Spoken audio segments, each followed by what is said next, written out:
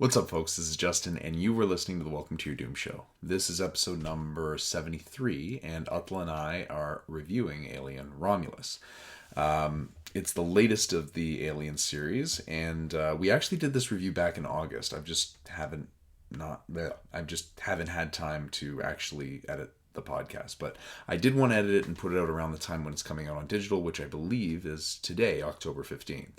So, yeah, hope you enjoyed the episode. Thanks as always for listening to us if you're checking us out wherever you get your podcasts, or if you're watching us on YouTube, that's wonderful. If you're not, check us out at youtube.com/welcome to your doom. Thanks again, and let's get this episode started. Ladies and gentlemen. Welcome to your doom.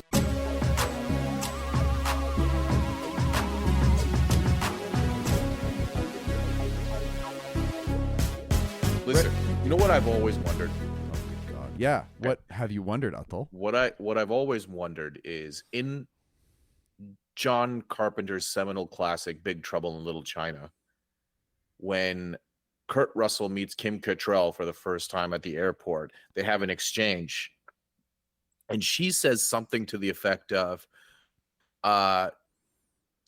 you should see what I see from where I'm standing. It's Miller time, she tells him. She's like, it's Miller time. And he looks at her with that, and he goes into that full, like, smug Kurt Russell, like, you know what I say when it's Miller time? And then we never find out. Like, ever since I saw that movie, I'm like, what does Jack Burton say when it's Miller time? And we'll never know. We don't know. I don't know what that line even means. I don't know what Miller time means. I don't know what that is.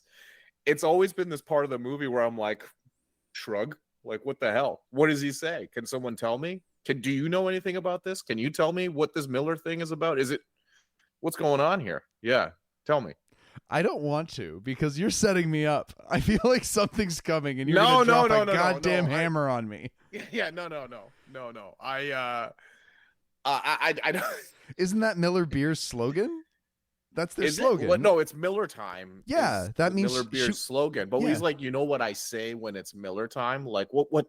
Like, oh wait, did he say that? That was his. He says that because he has that smug look, and he's kind of just turns around to her like all swagger. He's like, you know what I say when it's Miller time? You know, he says that, and it makes me laugh because it's just Kurt Russell playing that like Jack Burton's smugness, yeah, like pompous, like male, smugness, and it's funny, but we'll never know what he has to say. Like, I'm not even sure why she says it's Miller time. Why is she like commenting on his weight? Like, I don't know what's going on. No, there. She's saying he smells like beer.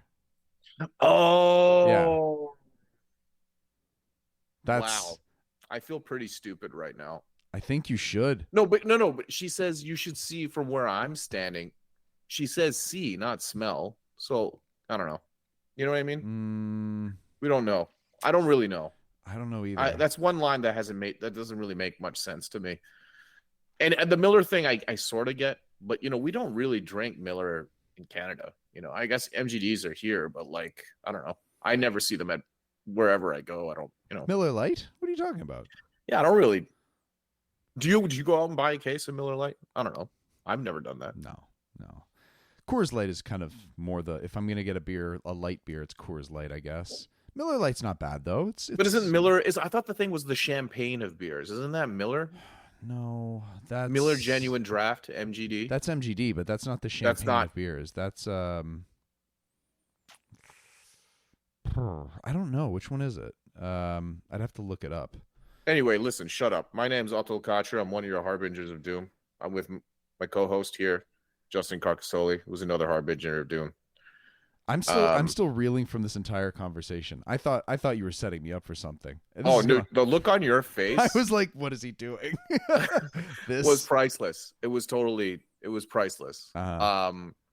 Maybe I am. We don't know. I could be playing the long game here. Let's see how it goes. Let's see. Let's see where it takes us. I'm glad to see where it takes us because I like me a good Jack Burton reference. I like beer. Yeah. So Miller Lite's in my wheelhouse, as it were. We should one show just be like, finish that sentence. You know what I say when it's Miller time? And then we'll just come up with what he was going to say before they are rudely interrupted at the airport. Let's do that. Okay. Let's do that. We'll do that next time. Jack Listen, Burtonisms. we are here. We're gathered here today Yes. to talk about the newest addition in the Alien franchise, Alien Romulus. But before we do that, I thought it would be kind of fun to talk about something completely disconnected first. Absolutely. That's my favorite I thing. think I think that's probably I think that's a good way to like ease right into Alien, is to talk about things that are overrated and underrated. So I think we both have kind of something that's overrated or underrated. You know, Justin, Yeah. why don't you go first? What do you think is overrated or underrated? It doesn't have to be related to Alien, but if it is, you know what? Even better. Okay. Sorry, I'm going to fix my chair here. Overrated. That's probably is probably the thing that irks me the most when dealing with like instant messaging in general, or just talking to people, keeping track of things, communicating with people, is the need for people to have thumbnails included on links when you send it to them in WhatsApp. That really upsets me because it loses all the majesticness and the surprise of what you're sending somebody. And it's frankly, I feel like the mystery of things is being taken out. And as a magician, I love me a little bit of mystery. I love me a little bit of surprise, a little pizzazz, if you will. And I think that shit's overrated. We should just get rid of thumbnails and preview images of videos that you're sending people. To be fair, you can get rid of the thumbnail image, and you frequently do. And I, and sadly, your wife, have been on the receiving end of thumbnailless links to either YouTube videos, YouTube shorts, or Instagram reels or videos, short videos or whatever, that don't have thumbnails. And we have been treated to some of the most upsetting, confusing, and just generally like discomforting footage. And truly, it's you know, it's like it's the issue. I don't think the issue is that apps require thumbnails. That's your problem. I think you have a significant problem, like maybe you're just not well. I think personally, and you should seek help. But I think your issue is that people are on to your bullshit and no one will open your links without the thumbnail attached because they know, like, who knows what fresh hell you will send them next. And you've gained that reputation. And now no one clicks on your bullshit. I know. And you don't, I mean, like, you have to take an extra step to remove a thumbnail. So if you send me a link and the thumbnail is not there, you have taken the extra step of removing it, which means that whatever I'm stepping into. Well, hold on. That's not always going true. to be upsetting. That's not always true. There are times I get real excited with what I'm going to send you, and then I click it, or I paste it in, I hit send before the thumbnail generates. That is a real thing that happens. Not all the time, but it does happen. So just to be fair, and you know, everybody's honest in this also, which requires extra effort to move, extra speedy, with extra haste. Not that speedy. I mean, Control V Enter is like if I'm on a computer, that shit goes fast, man. If I'm on my phone, it's slower. When you put it that way, then I'll just start clicking on every thumbnail list link you send me. Please do. I didn't realize that happens. Yeah.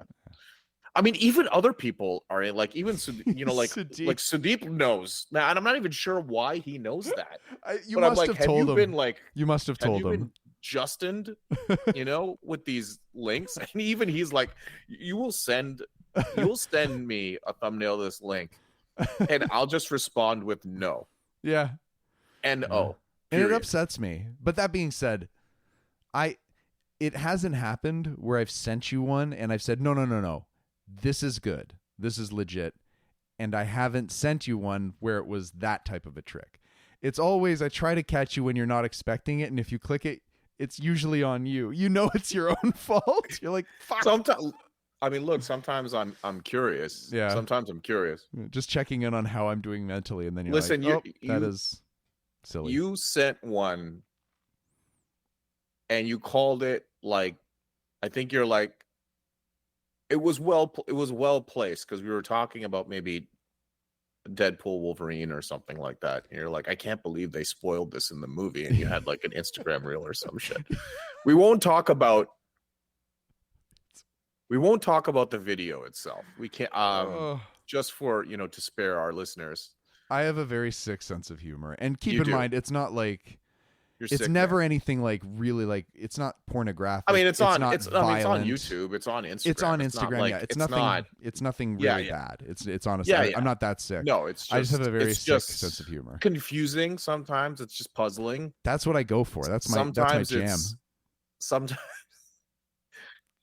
Sometimes it's upsetting. Like some people find it funny, and like some people find it find it upsetting.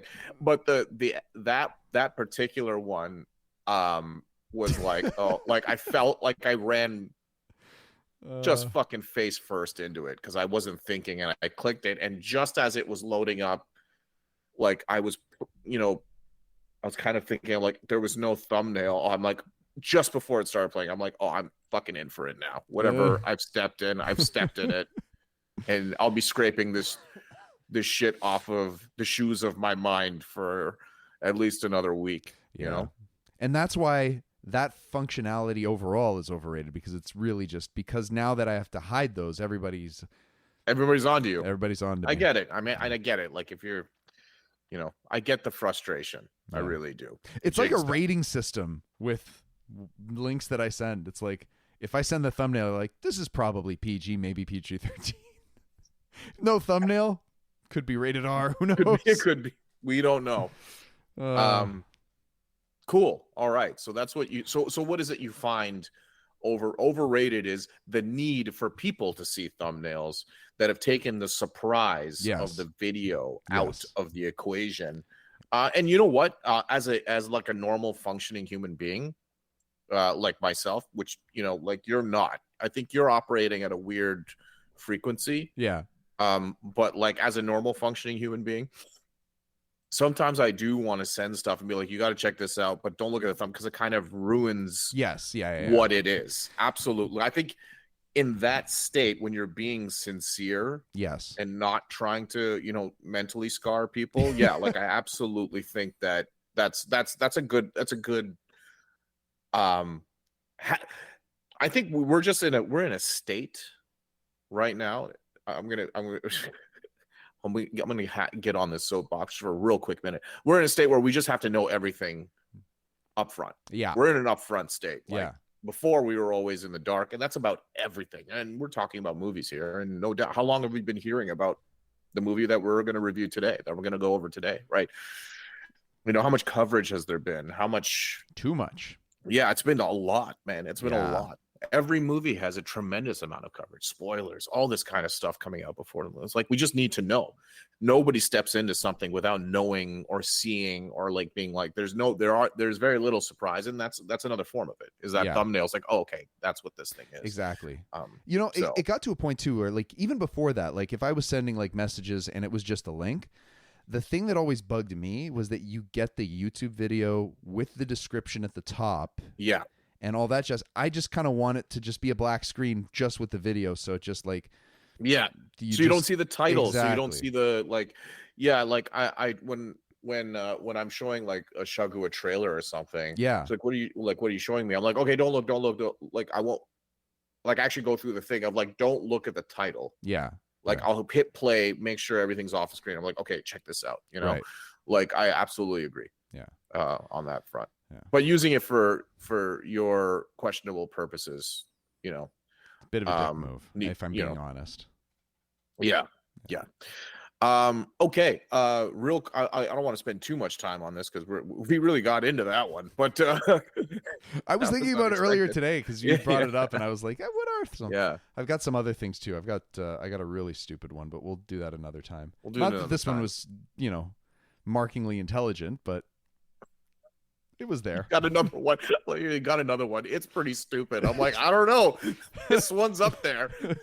As opposed to what, the profound thing that we just talked about now? Yeah.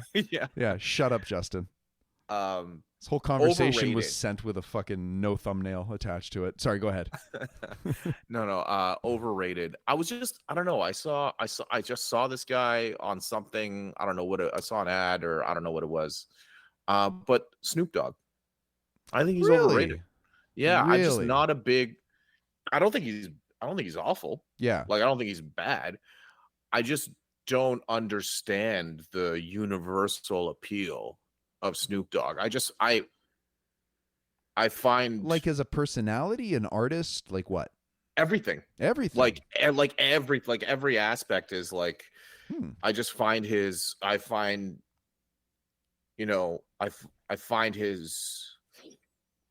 art, like his musical output to be okay. Yeah, like, yeah, if I were yeah. to compare him to there are other rappers I love so much more. I think a lot of people hold like when he works with Dre, I think it's all Dre. Yeah. Like, for me, like, it's all the Doctor, right? Like, yeah. and I feel like usually his verse is the one I just want to skip. Like, I just kind of wish that wasn't, like, it just kind of, it's not bad. It's just more of like, I'm flabbergasted by like his universal appeal, and like when he appears on talk shows as like an Olympic correspondent, and now apparently he's on ads for that Solo Stove. Now he's just everywhere. Yeah. And he's a brand, right? He's his own brand. Absolutely. He's a brand, but I find his brand to be kind of like boring and underwhelming.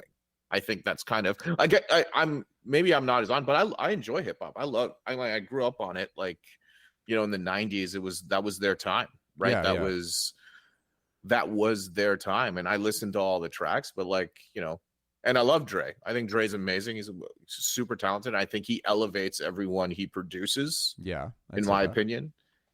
And I think he elevated Snoop. In my opinion, I don't know. I think he's just okay. He's just okay, man. I don't get hyped up. Like, if Snoop were to show up at a concert, if I were at a concert and Snoop came out and did a verse, like, that would do, like, other than the novelty, like, that would do nothing for me. Really? I guess yeah. I mean, wouldn't really be excited. So Snoop's never been like my favorite rapper of all time or anything like that. Yeah. He's always been like, if he's doing a verse or something like that, I'm invested in that to some degree. But, if you got him on a track with Dre, with Eminem, with 50 Cent even, because I think that they've collaborated on at least a few things especially around when I was listening to hip hop more. Yeah. Yeah, his was usually not my favorite of the things, but he's got a whole, like, to coin a term I hate using because I feel like I'm too fucking old to use it, but he's got a vibe to him, right?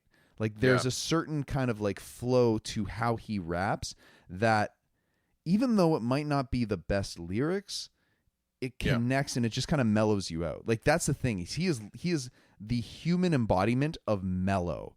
And that's what I connect with, and I kind of like that's why I like he brings a uniqueness that really is his own, and people have replicated and kind of modified to some degree, but that's his thing, right? So I kind of like that's why I find that's kind of his. That's why I wouldn't say he's overrated. And the thing that actually I like more now is he seems genuinely interested in shit and just likes to have a good time and have fun and try and recognize and boost up others. I'm trying to remember. I feel like I've seen him in talk shows talking about, like, I can't remember. But let me go with something that I know I've seen for sure instead of just making some shit up.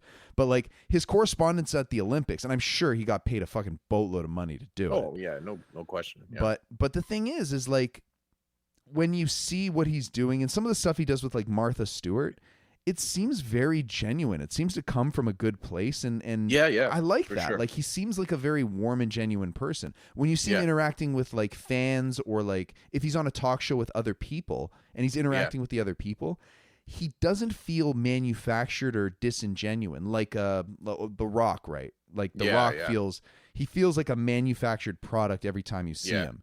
Yeah. Snoop feels like a brand, but it's his brand, and it doesn't. He's exactly what he wants to be, and isn't trying to be anything for anybody else. That's him. Right. That's what he wants to do. He wants to get paid. I think that's been late in his later career. Yes, like I don't think he's always been like that, and maybe that's something that I remember where there was. I feel like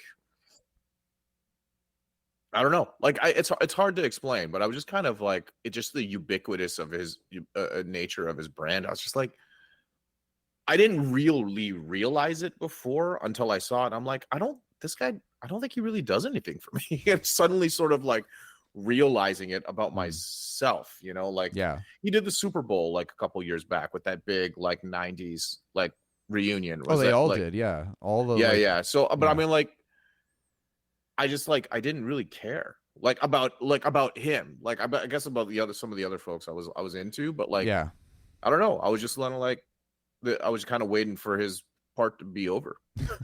It's fair. I mean, know. It's fair. Like his if you don't like his hip hop, that's gonna mar you in one way or another with him. Like I said, he was never my favorite rapper, but like, you know, I never skipped a track that he was on. Just sometimes I might be like on to the next one. Like I'd like to hear the next part of the song, but especially when he started doing all the Izzo shit. Like when it was everything when he kept on adding syllables to things with Z's attached to them, I'm like, oh man, let's not do that. Not my thing. That was not my thing. No, I did not like that. Couldn't take it. Yeah. Couldn't take it. Yeah. Anyway, I know that a lot of people listen to this podcast to listen to two old people talk about hip-hop. The good old days? The good old days in hip hop. Back in my day. But let's jump in, or do we want to talk about something else, or are we gonna jump into we should probably jump into Romulus. Let's do it, man. Let's do it. All right, all right, so let's do some non-spoilery thoughts. Sure, yeah, absolutely. For Romulus. Oh shit. I almost Justin died. Yeah, hi. How are you? How did you feel, and where were you when you first saw? I was two seats down from you. I was next to What? What? I was wait, when you said where was I when I watched Yes. I was 2 seats down for you. Don't do that to me. It was 2 seats down from you. We were at Scotiabank Theater. Mm-hmm. And we caught the Saturday show, and it was a nice day. And I was very anxious because, as we've detailed on this podcast many a times, the later entries in the Alien franchise have been steaming piles of dog shit, in my opinion, and I stand by that. And I was worried that this would be falling into the same category. Just adding to the pile. Just like adding a dog to the pile, shitting right on another on the top of the pile. Because here's the thing, is if you're at the top of the dog shit pile or the bottom, doesn't matter. You're still dog shit. Yeah. So that was not my experience with this film. This film was, I would say, arguably the third best in the franchise. Maybe not even arguably. Like, I would put it over 3 and Resurrection almost easily. Mm-hmm. And then the other two I just don't think are as strong of movies.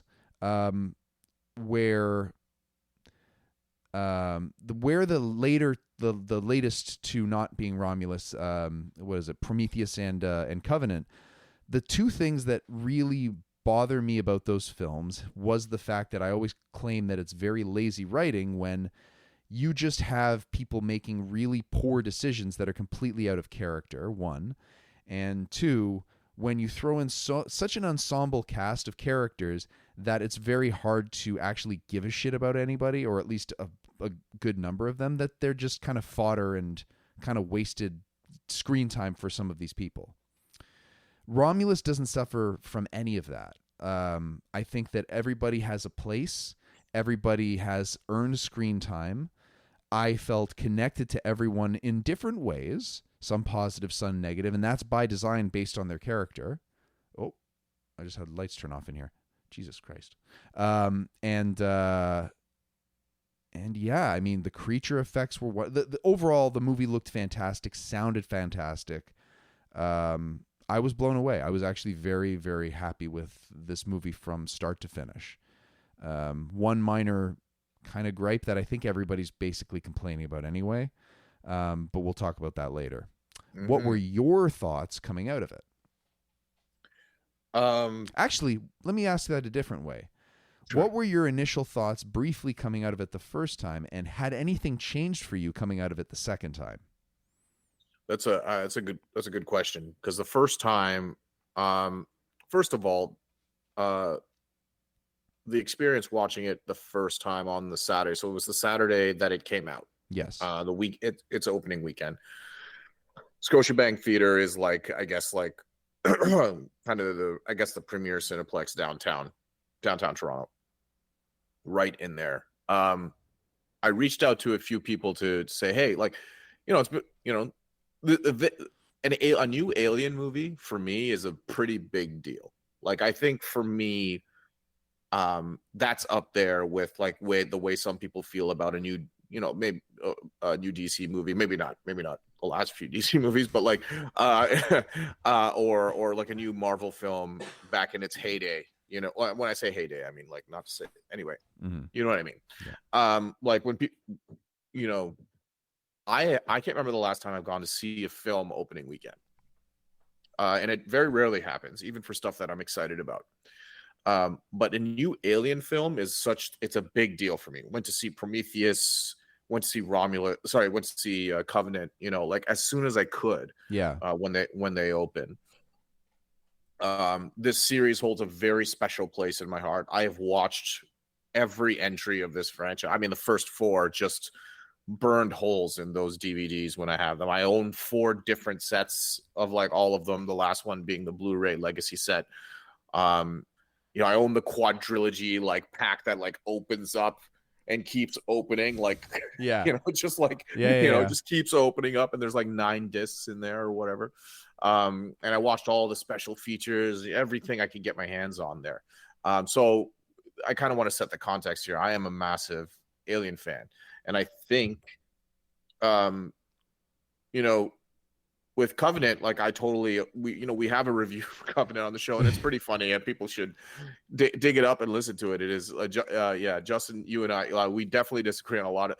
It was or disagree. I think you just the parts that we agreed were not very good. You were appalled. unwilling, like.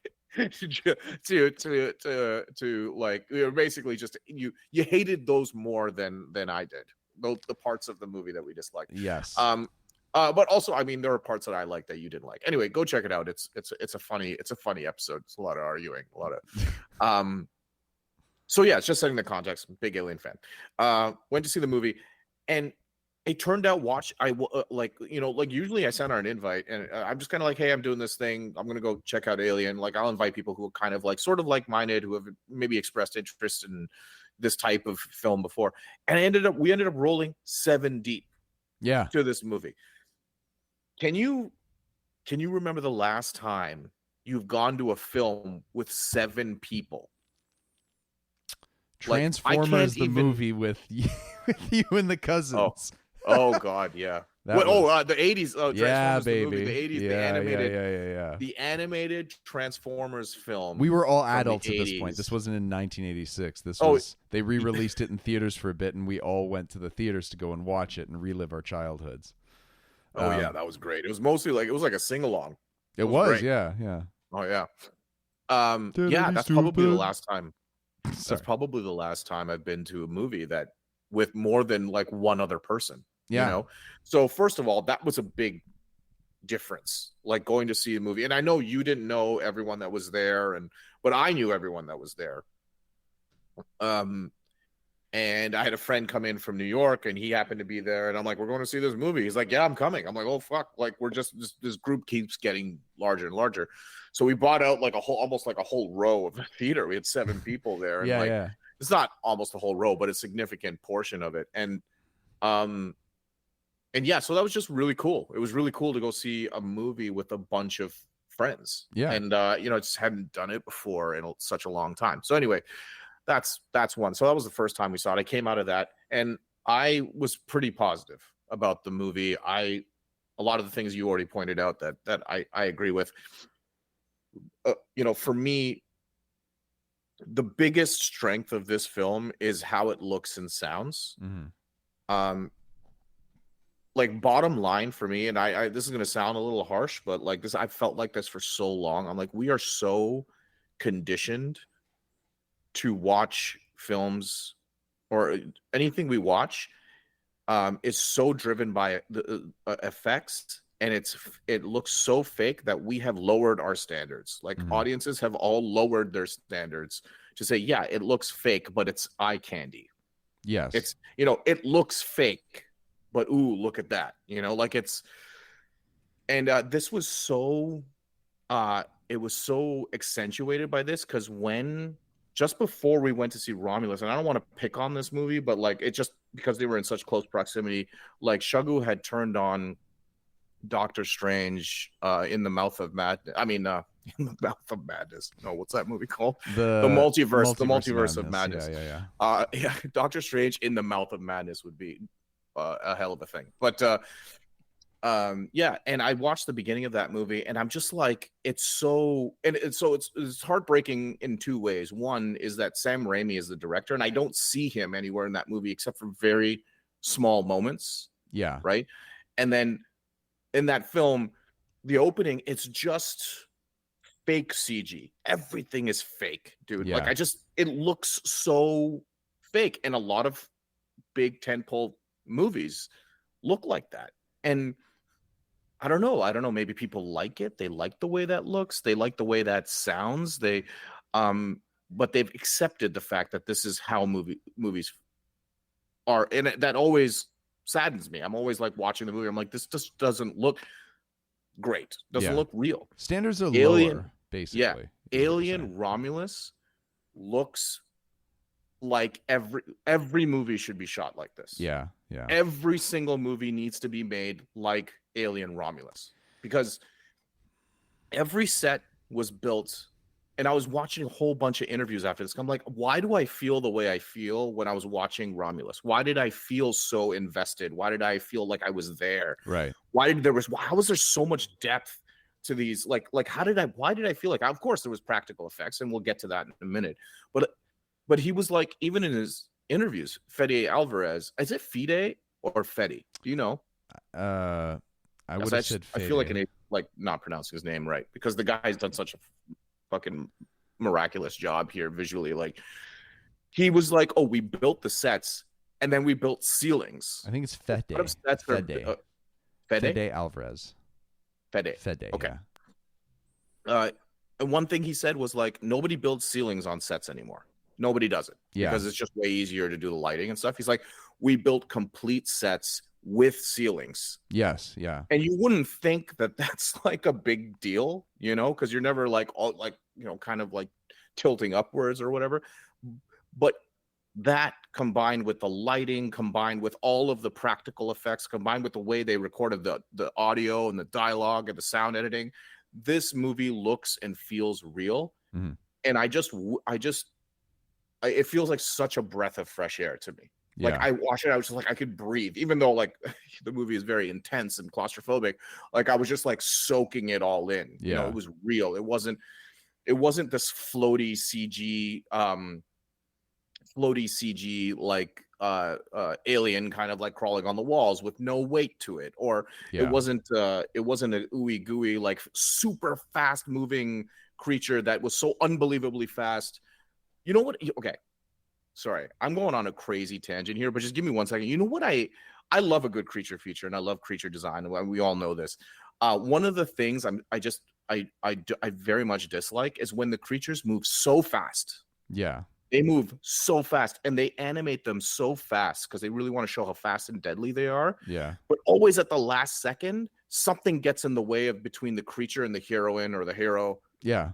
That stops them from like chomping on them. Yeah. Like, just at the last second, it could be a staircase, it could be like an elevator door closing, it could be like they trip on something. They're like, it's always throwing something in their face to like slow them down. Yeah. You know, like watch any movie. I've always hated that. It's like, this creature, you've already lost my investment because this feels a little too Looney Tunes for me. It's like, this creature moves so fast, this person should be dead. Mm-hmm. Like, already. They should have gotten to them already. Try not to make it so unbelievably fast. They're always pushing that, you know? Yeah. In this movie, the aliens don't move like that. They they are fast Yeah. and they're nimble, right?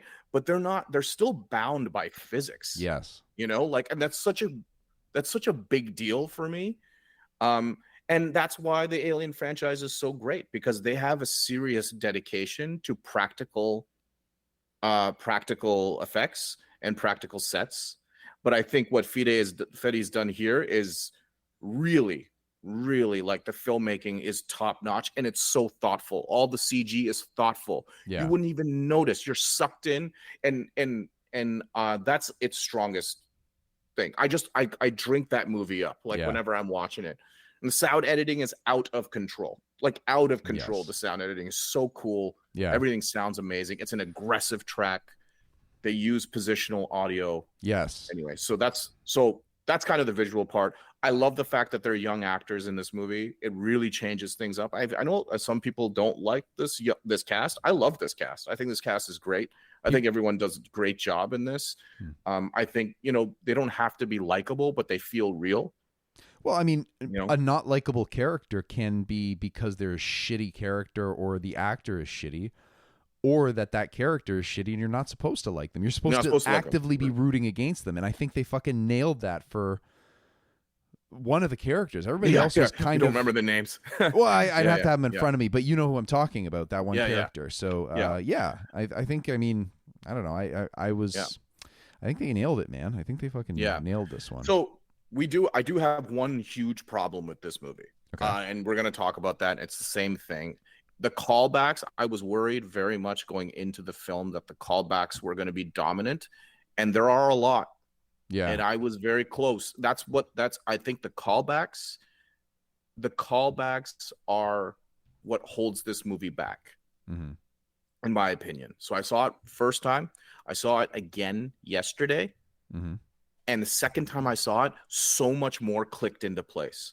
The way Fede has, and he co-wrote this as well. They do the world building here. Yeah, it is. I love it. Chef's kiss, man. Like, because it's so subtle and so well written, you're not even realizing that they're setting stuff up for later. Yes, like, you don't even realize that that's happening. Yeah, the only thing you realize is that there is one lady, woman in the movie, and it's revealed later. It's not a huge spoiler that she's pregnant, and everyone's happy for her or whatever. I'm like, that's the only thing where I'm like, things aren't going to go well. Yeah. Like, if you're pregnant in an Alien film, like, you're in the wrong movie, sweetheart. Yeah, the goose is cooked. But that was the only one where I was like, I think one of our crew had a great name for it. They called it Chekhov's fetus. I don't know if you know. Do you know this concept of Chekhov's gun? Like, this idea. Chekhov's gun is like a term that's used for, and I can't remember where exactly or what film it's from, but it's when a film shows you a loaded gun on a table or whatever, it means that they're setting up that someone's going to grab the gun and use it. So like when films set stuff up, they show you a thing and you're like, why are they showing me this thing? Yeah. It's likely because they're going to be using it later. So that the idea is called they call it Chekhov's gun. Gotcha. He called it Chekhov's fetus. As soon as you find out that this lady's pregnant, you're like, oh boy, that's not going to go well. But yeah, so the only thing that holds this movie back from being its big weird self are the callbacks, and there are a lot of them, and it kind of bugs me. But I think the movie does a good job of contextualizing the callbacks in a way where it doesn't feel cheap. Yeah. Like, for example, I don't know if you ever saw Ghostbusters, the sequel to Afterlife, Frozen. I watched it on a plane the other Empire. On the way back from the UK. Yeah, I saw that movie. Is like all callbacks. Like, I could barely get through it. I just couldn't. It just felt so empty of like its own ideas. Felt empty of its own ideas. Yeah. I think Romulus has lots of unique ideas, but I think it feels like it needs to adhere to continuity. I think, and me, I'm like, continuity, I think is not my favorite thing. I don't get caught up in continuity typically, except for Rogue One, which I think is just like the worst. It's just that's the only time where I'm like, okay, I think continuity really does matter here, because the next frame of this scene is the first scene in A New Hope, and you guys just mangled this. Let's just do another fucking. We talked about Rogue One. We're gonna get into that shortly, but like, I don't want to hear about this goddamn movie again and your dislike. Anyway. Lord Vader is the Lord of all Vaders. Now, okay, all right. So let me wrap up here with non-spoilery. I have problems with this film because of strictly due to the callbacks. Like that's where my problems lie. And I, normally we don't talk about ratings when we talk about movies here, but out of 5, like I gave this a 3.5, but it's a very strong 3.5. If I were to compare the way I feel about this movie is the way I feel about Man of Steel. I think Man of Steel has problems. Yes. But I love Man of Steel because it tries to do something very different. And I know it has its problems, and I know this movie has its problems with the callbacks. In my opinion, there is a fan edit of this movie that I could fix that problem, those problems. And when I watched it the second time, I was doing the editing in my head, in real time, where I'm like, oh, this could totally work. Like we could get rid of these things, and it wouldn't. There's a way to get around them, and it wouldn't matter, and that would easily take it to a 4 or 4.5 star film for me. But that does hold it. That does hold it back. So, that's fair. Those are my sort of general feelings. Okay. So one last thing I'll say is that the hard sci-fi works really well too. It mixes in the hard science fiction stuff, like the big expansive visuals of space, this the rings of Saturn. It's just beautiful stuff. And then down into the nitty gritty claustrophobic, it's kind of like macro and micro all working together to really build this world. And I think when it's being itself, when it's being unique and focusing on its own unique themes, what it does with the android character, Andy, I loved all of it. I really loved that stuff. Thematically, I think it absolutely works. But yeah, so those are my general thoughts. Like the callbacks are what holds it back, I think.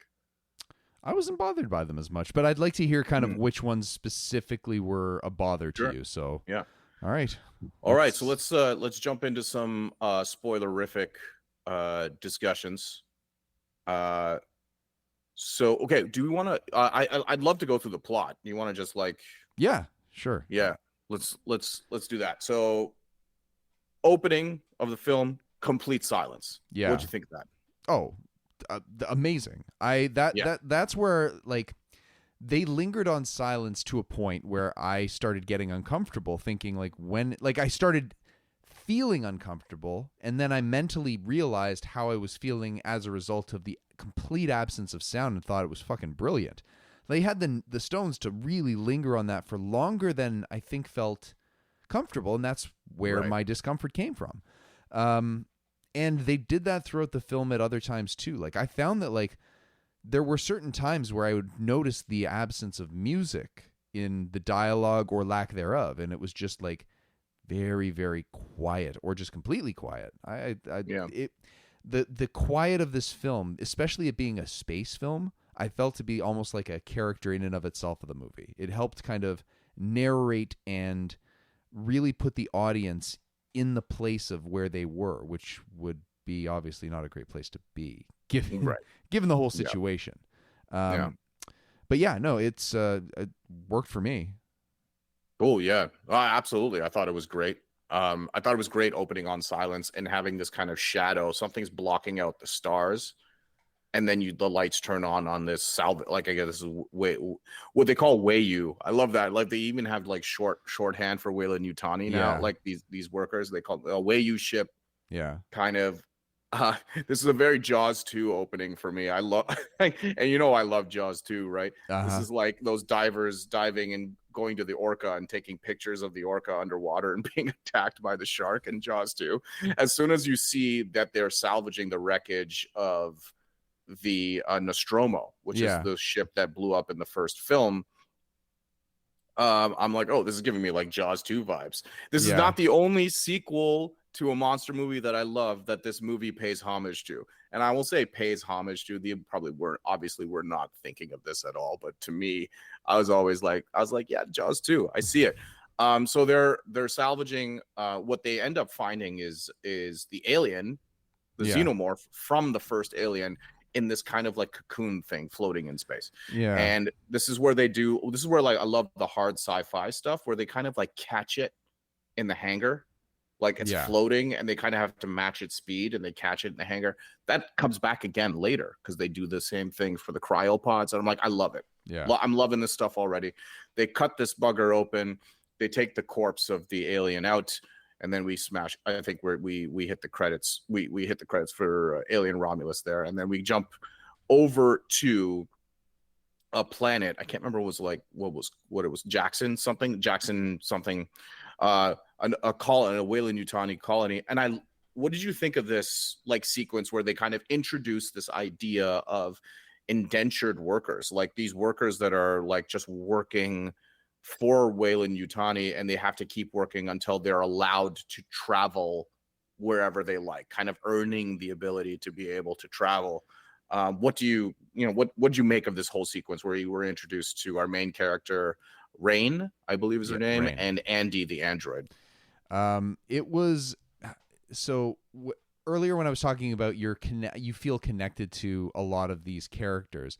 They introduced both Rain and Andy as very sympathetic and very sweet characters just out of the gate. Like you just feel like they're telling silly dad jokes. They're being kind of like they just look nice. They look like they should be, treated well, and you want them to be treated well. Yeah. And then lo and behold, they're in a miserable planet that gets zero sunlight. It's always dark out there. The air is terrible. People are dying left and right from fucking black lung or whatever they're getting in those mines over there.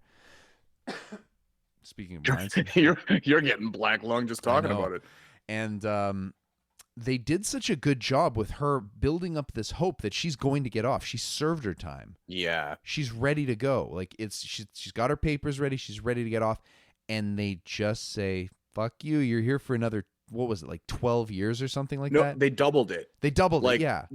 I saw like it's maybe I think it's a credit to, the makers of this film that they set this environment up. It's so real. Yes. It feels so real and it looks amazing.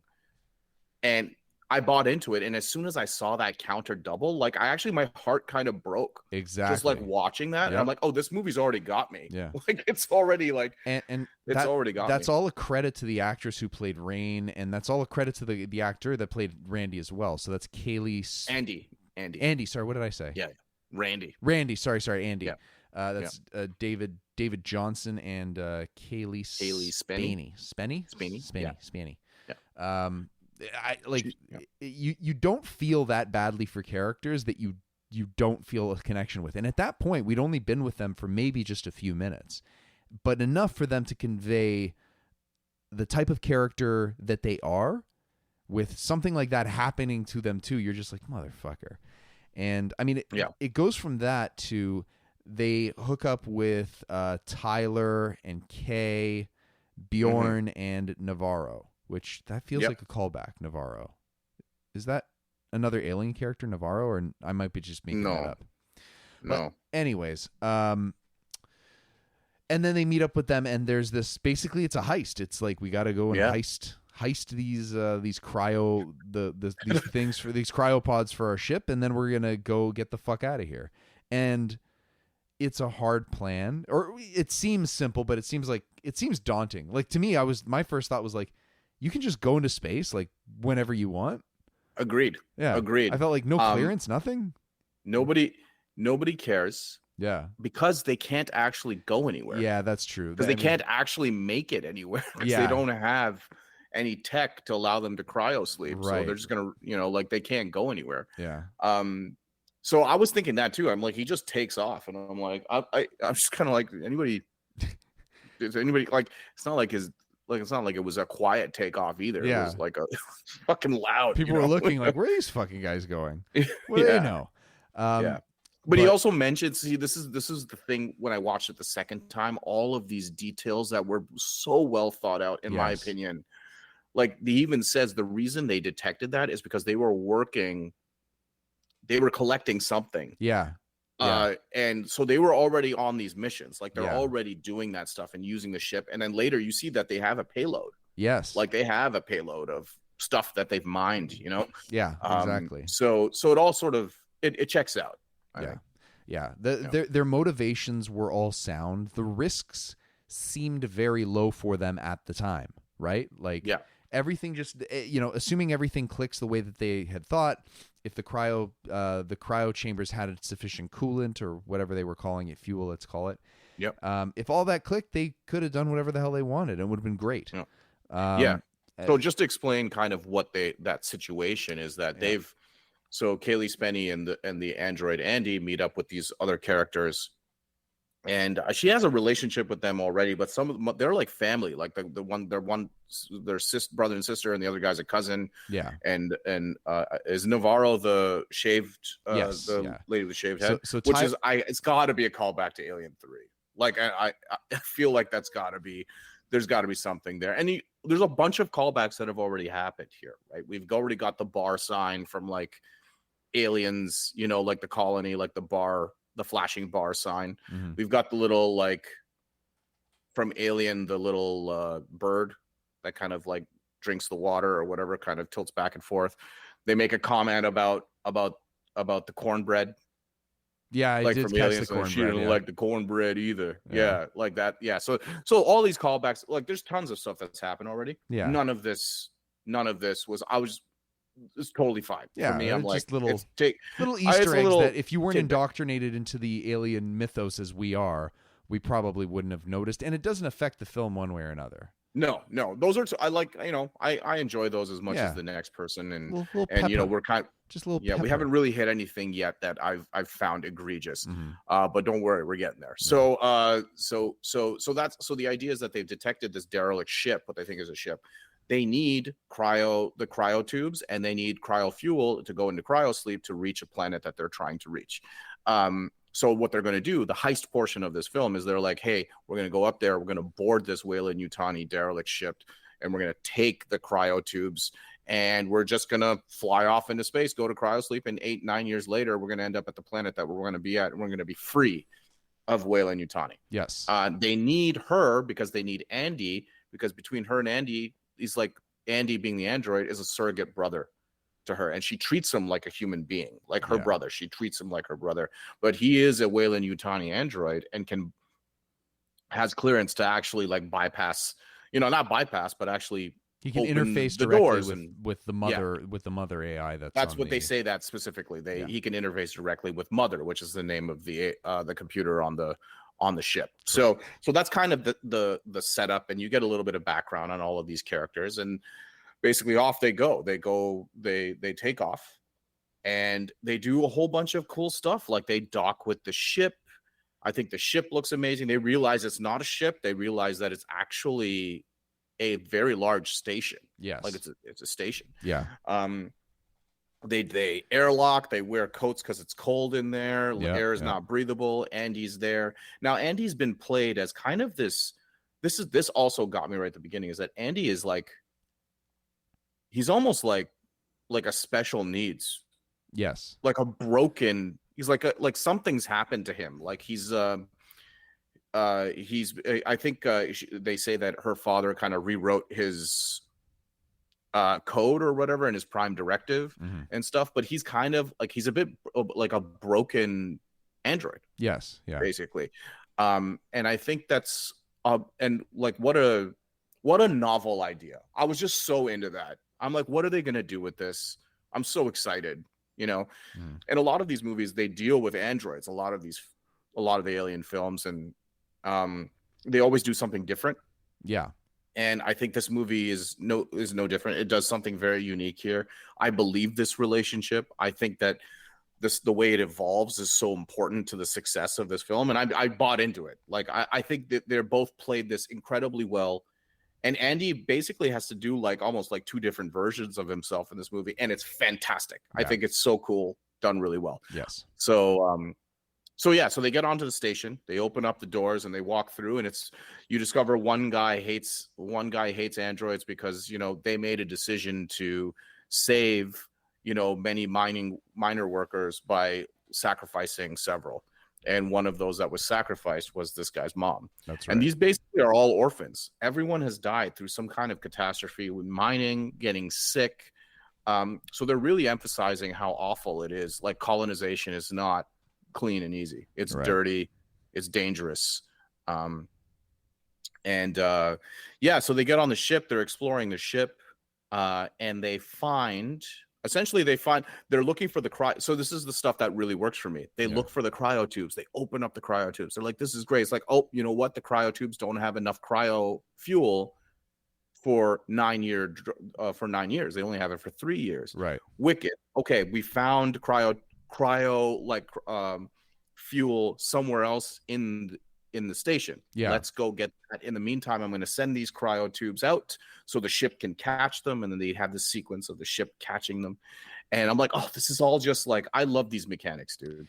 I love these mechanics. It's all well thought out. Every action leads to the next action in a logical and well thought out manner. People aren't stupid. People aren't doing things out of character. Everything is everything is being done like a person would do in these circumstances. And that was characteristic of Alien as well as Aliens. Like, if you look at what those guys were doing, they were acting like people. And that's why I find that you're most connected to those people, or those characters in those films. It's when things start getting a little batty or a little loony is where you're like, this is weird, or at least for me. Yeah. So I totally agree. This is the kind of stuff I totally eat up, and it played even better the second time because I caught even more of the details. Yeah. Now there is a weird thing about the dialogue in this film. Like, some of it was unintelligible.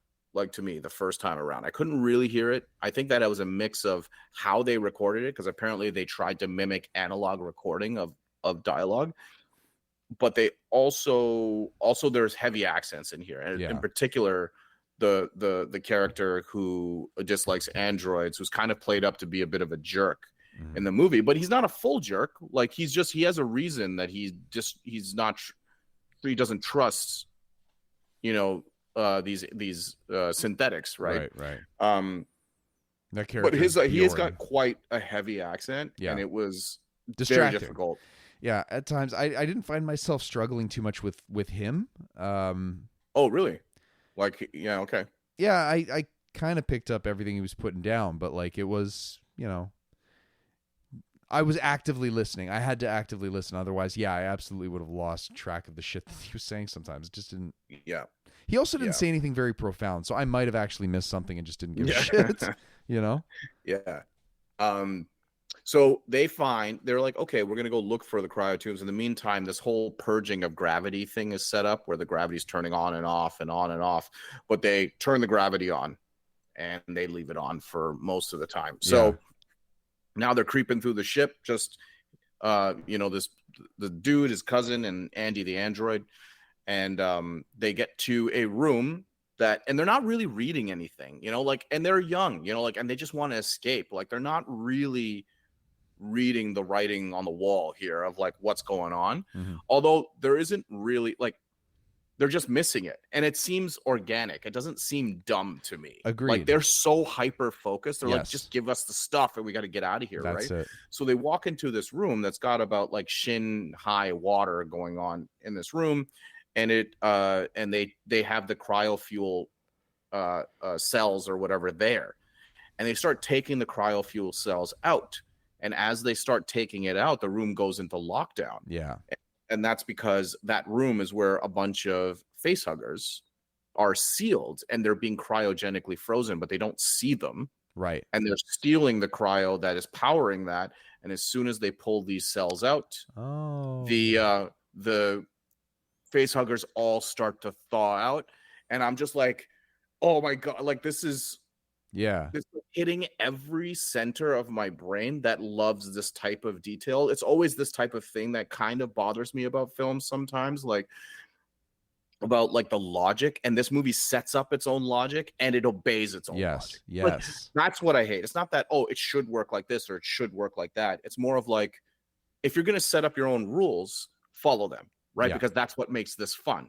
You can set up whatever rules you want, but just don't start breaking them all over the place, because you're losing the immersion, right? Yeah. This movie is definitely setting up its own rules, and it's it's executing on its own rules, and it's playing within the boundaries of the space that it's set up in really interesting ways. So they pull the cells, the facehuggers get thawed out, and we get our first kind of like this is our big creature moment. Yeah. What did you make? How did you what did you make of this sequence of them being attacked by the facehuggers in the water in this room?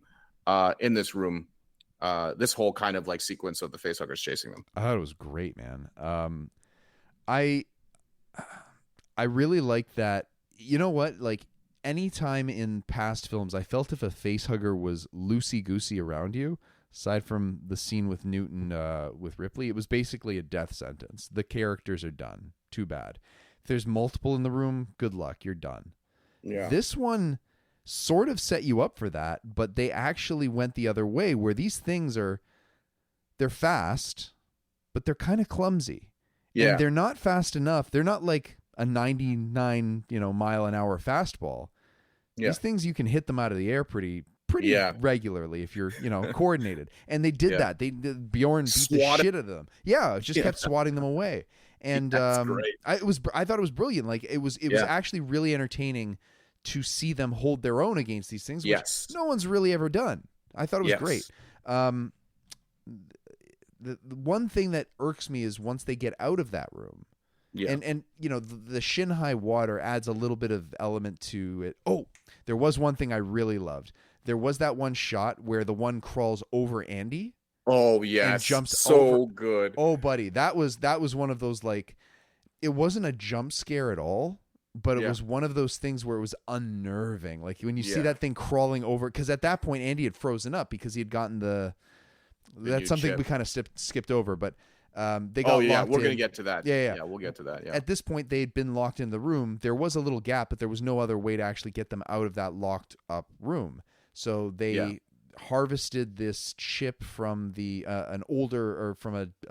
another android that was there that was destroyed, but that chip was still active. They handed that to Andy, started rebooting, and was completely. Oh, dude, when he goes into that mode where his hands are like this, and his Andy's eyes roll back, and the Weyland-Yutani image is on the back, on the back of the eyes. I was just like, oh god, this is so good. Yeah, like everything that's happening is so good, and I love they take Andy out of the equation in that room. Yes, yeah. He's not a factor.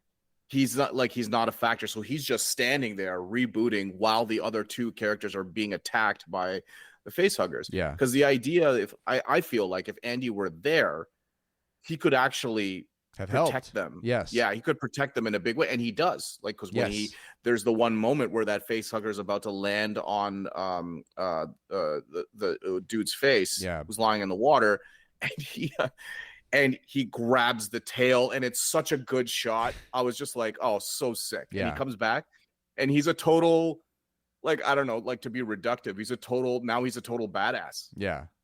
He's a total smart ass too, right? Because now he has this new chip that's, and the way they explain that in the next scene is great. But sorry, back to this kind of action sequence. Like, anything else to say about this sequence? Not about that sequence, no. Okay. No. Okay. No. I love this sequence. It was fucking amazing. It was so, because no one's done this. Is unique. There's so many facehuggers. They're swimming in the water. They're crawling all over the place. Bjorn's like knocking them out of the air with his like space cattle prod, you know? And the way he gets, like, one's on his cousin's face, and he's like, and he just tases it. But he also tases his cousin, who falls into the water, just lying there. I'm like, all these elements are stacking and layering on top of each other. It's a fucking masterclass action scene, in my opinion. Yeah. Andy reboots. Yeah. Was that real stakes to the whole thing too? Yeah. Right? Yeah. Sorry. And the desperation is so real. Yeah. It's so real. Like, whether he's swatting them out of the air, and what's it called? Andy reboots with the new chip, and now when he goes to the door reader, he can actually open the door because he has clearance. Because now he's, the mother thinks he's this science officer that was on board the ship, and they try to close the door, and then you get that crazy sequence of the the facehuggers breaking through the glass Yeah. and chasing them down the hallway, and they finally get the other door closed, but one makes it through, and the Navarro, I guess, turns around at the wrong moment. Boom, one gets attached to her face, and she's lying on the ground. And that's when things slow down, and Andy's cadence has changed. Yeah. Posturing has changed, and it's like, oh, I've been like even my motor skills are being fixed, but they explain it so well, and it's one line of dialogue, and it's just beautiful when he's like, my knowledge hasn't been upgraded. So they make a distinction between, does he know more? No, he's just smarter and can make more conclusions based on what he's seeing. Right. Yeah. So he looks at Navarro, who's got the facehugger on the face, and sees like, oh, judging from the air, from her chest compressions and the compressions on the facehugger's feeding her oxygen. Yes. You have to be careful because like it could cut her off if you try. It cut her air off if you try to take it off. Yeah. And then they have this then they have this like discussion, and then they said, I can't help you, but we know someone who can. And this other synthetic who they took the chip from is there. They prop him up. And here's my biggest problem with the film. Yeah. It turns out to be the same model of synthetic from Alien, which in Alien on the Nostromo was named Ash. And this one he's called Rook. Mm-hmm. But this is the most fucking hideous thing I have ever seen. Yeah. Like, it is grotesque. And I just I couldn't believe what I was looking at. And it was so, I don't know. I was at a loss for words. I was groaning when this came. First of all, when I saw him on the floor, I'm like, that's Ash. And I was like, I knew this was coming. I was caught completely off guard. I didn't see that coming at all. Oh yeah, like because of the way he was wearing, it was the blue shirt with the thing. I was like, oh fuck, it's gonna be Ash. God damn it. Anyway, so yeah, and it's this whatever they did like some prosthetics.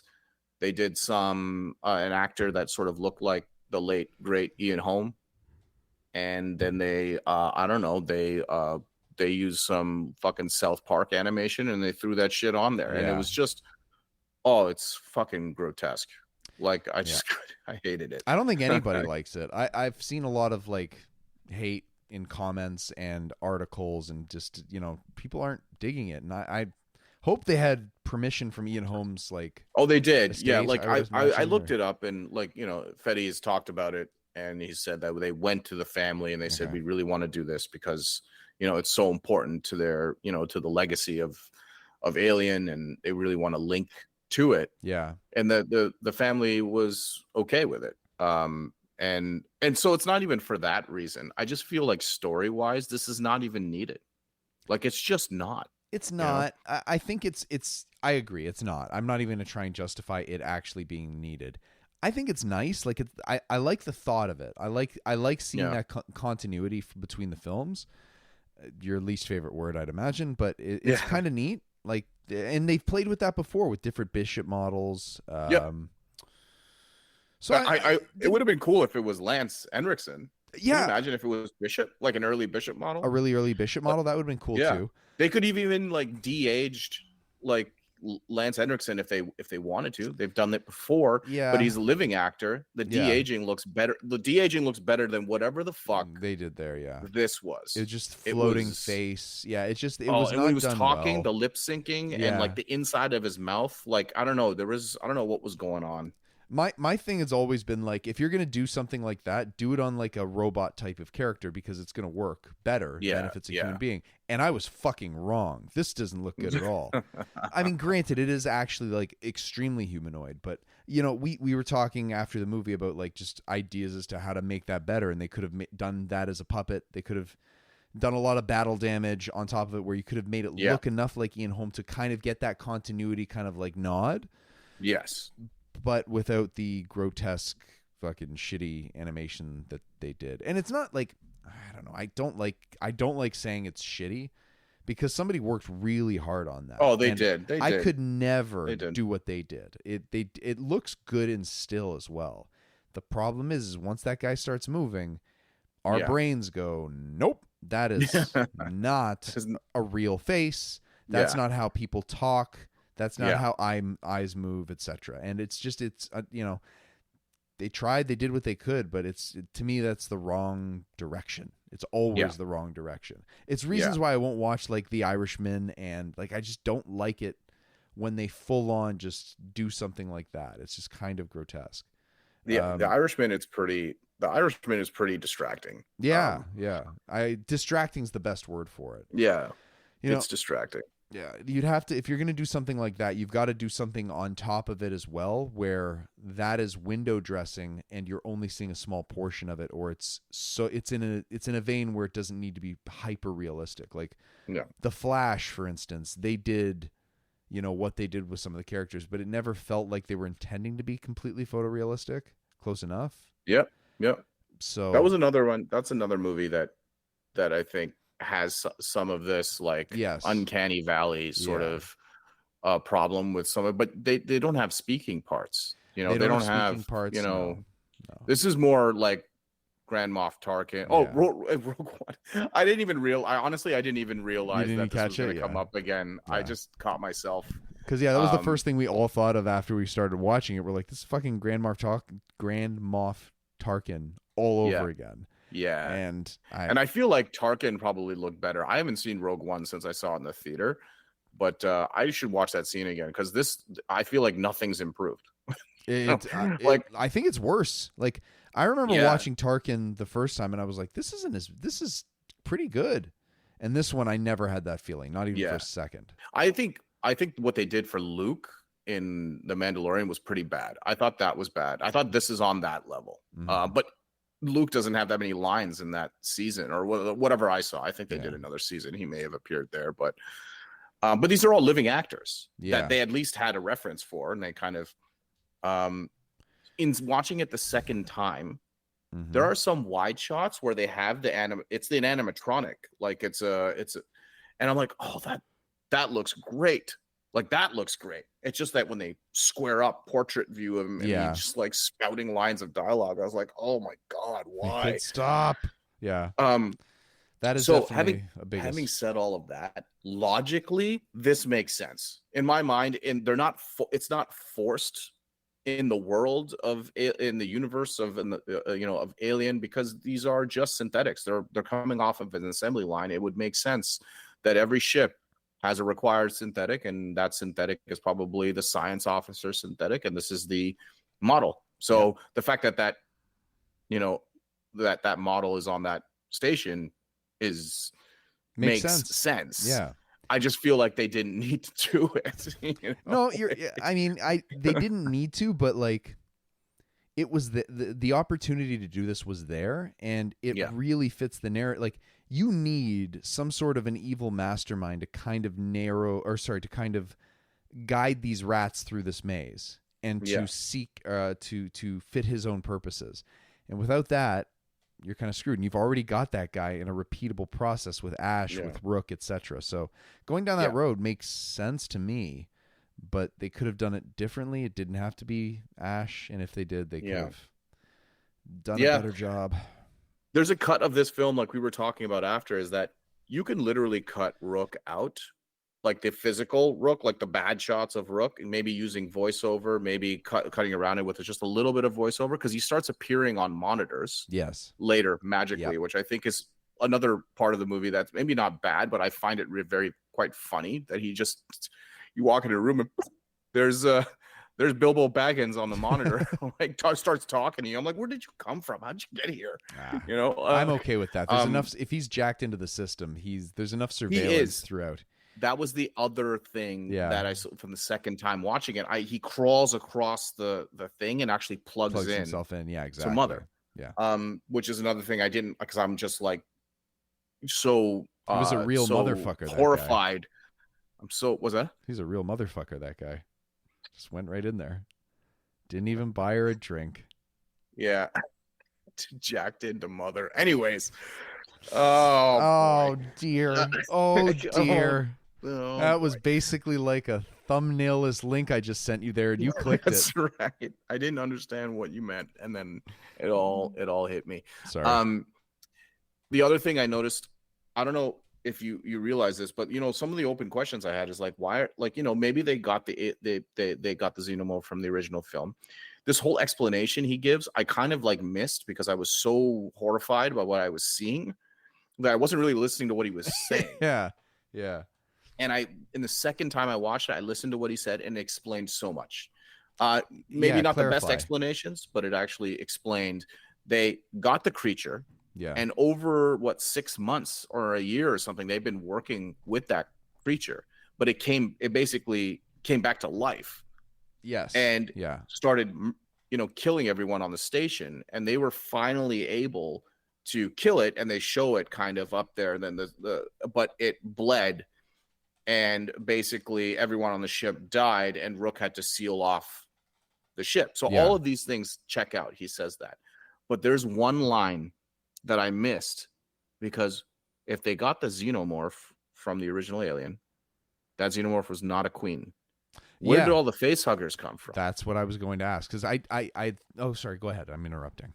Oh, no, that's fine. I was just going to say that in his speech, he's like, I was able to all the bioengineered facehuggers. He makes a reference to bioengineering those facehuggers when he's trying to distill the goo, basically the Prometheus goo. He says that those are all bioengineered by Rook based on the alien DNA. He's basically trying to reverse engineer what makes this thing the perfect organism. So the other thing that hit me when I saw it the second time is the movie really plays up this is the perfect organism. Yeah. Yes. It is the perfect organism, and this movie plays it up. It's kind of like, it's weirdly, I don't know why I thought of this, it's weirdly like the Leia scene in that second Star Wars film. I forgot what that's called. The J.J. Abrams series, The Last Jedi. In that, where Leia's in space, and everyone was kind of upset. Remember how upset everyone was, like, when she's in space, but she could like fly through space and kind of come back. But like, they're showing like how the Force is just this incredible power, and it hasn't been used this way, but it can be. In this movie, they are playing up the perfect organism. This thing was shot out into space and burned with a rocket booster, and it was still able to shut down all of its internal functions and cocoon itself and went into stasis, right? And it was still able to do all of that. And so they're playing up the perfect organism. They're like, this thing can survive almost anything, except for, bullets, right? Yeah, apparently. But so I really liked that. They took that literally, like perfect organism. And what Rook was trying to do is distill its ability to do all of these things, and then to do it for humanity. Yes. And that's Rook's goal. I was very confused in the film the first time, because I thought Rook was going to be like Ash, trying to preserve the alien. That's actually not Rook's mission. Right, yeah. Rook's mission was to save the goo. Yes, yeah. Like the black goo. Yeah. And he's like, you guys should run. He was actually giving them real advice to survive. Yeah. There was no like alternate motive there. They're like, you guys are not going to survive. Like, she's dead. You guys need to leave. And then he imparts this mission to Andy, who is susceptible to this now, because he's a company robot with that new chip in his head. Right. So those are the things that became clear to me watching it a second time. Yeah. Where it didn't quite click with me first time. So I was thinking about that too, and now you've just explained it around the alien that they had found. And you know what's funny?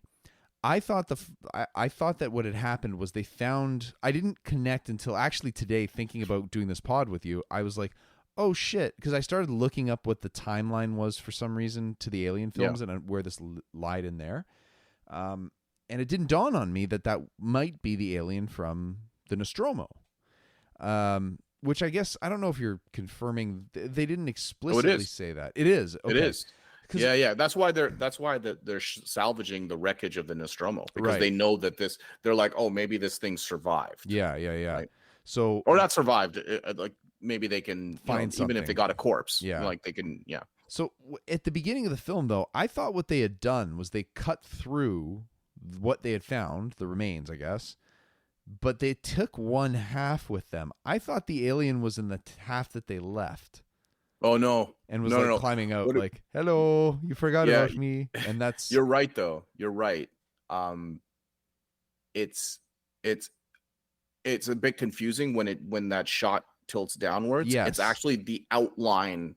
it's It's just like the a, outline. It's like Okay. yeah, it's like the, what do you call it? Like a silicone embed Yeah. of like the alien. Yes, yeah, a mold, if you would. in the mold. A mold. Yeah. Mold is the right word. Gotcha. Okay, so that makes more sense to me. But yeah, I then as I started thinking about that, I went to the same place too. Is like, well, yeah, but there were no, eggs or face huggers. It wasn't a queen, etc. So it's Right. not that. But the reverse bioengineering of it as an organism, finding all of these kind of biological secrets, and Yeah. then reverse engineering those is kind of interesting. Yeah. Yeah. Yeah, I thought that was really, I mean, it's not my favorite. It's a bit of a hand wavy explanation. bit, It's not my yeah. favorite, but like they explain it. They follow their own. This is what I mean. Like, I respect this movie for following its own rules. Yeah. And I don't know if you noticed this the second time I noticed it, when you see the alien kind of like stuck up on the roof because they've killed it, Yeah. and it's kind of pinned up there. Yeah. They show the grapple hook. Like, there's a Ripley shoots a Oh. grapple hook at the Really? alien in the first Yeah. film, and it's like sticking out of its back. Interesting. Yeah. So those little call outs, those work. But but yeah, so that's kind of where it stands. Like those details weren't clear to me the first time, but the movie absolutely, like, everything checks out. Like, the logic checks out. They explain pretty much everything, Interesting. Yeah. I mean, if they wanted to make that even simpler and didn't want to do the hand wavy explanation, they could have just skipped forward to it. Like, this happens after Aliens, and they find it's the exact situation. You've got this thing fucking floating through space, and they find the Queen's queen in space. Yeah, they just go from that. They just go down that road, and then you've kind of That's got right. the start of Alien Resurrection to some degree. Yep. And then they could go there, but it doesn't matter. I mean, look, I'm good with a hand wavy explanation. I don't need. Yeah. I don't need every little detail to be buttoned up. Especially if it's just kind of exposition for something that happened in the past. I don't give a fuck about that. Tell me where we are. Tell me what the deal is. How did we get here? That's all I need. Now that we're here, what do we do from there? And that's where we're. So the next scene here, they basically get the face hugger off by using the cryo. Like, it's I love that they've created a flamethrower, but it's a cryo thrower, and it's a cold thrower. Very cool. So they freeze this face hugger off, but they're still like. Rook basically says that it's 60-40 against your friend. They may have actually impregnated her during that time that she had the face hugger on her face. That's when Andy's got the Weyland Yutani chip in his head. Yeah. He is now very much turning into a company synthetic or artificial person. Because that's another callback. They say he says I prefer artificial person myself. It didn't bother me, that one either. So what happens here is, like, he actually tries to stop them from getting back onto their ship that's docked because he knows that she could be impregnated. And he goes into this mode because they've already set up that synthetics can't harm humans. This is another thing. It's so elegant. They've already set up that they can't harm humans. But now from that guy's story that they can sacrifice humans for the greater good. Right. Yeah. To save more humans. Yeah. Right. So suddenly Andy is dangerous. And I thought that was very, very well done. Yeah. Very well executed. He starts running and chasing them.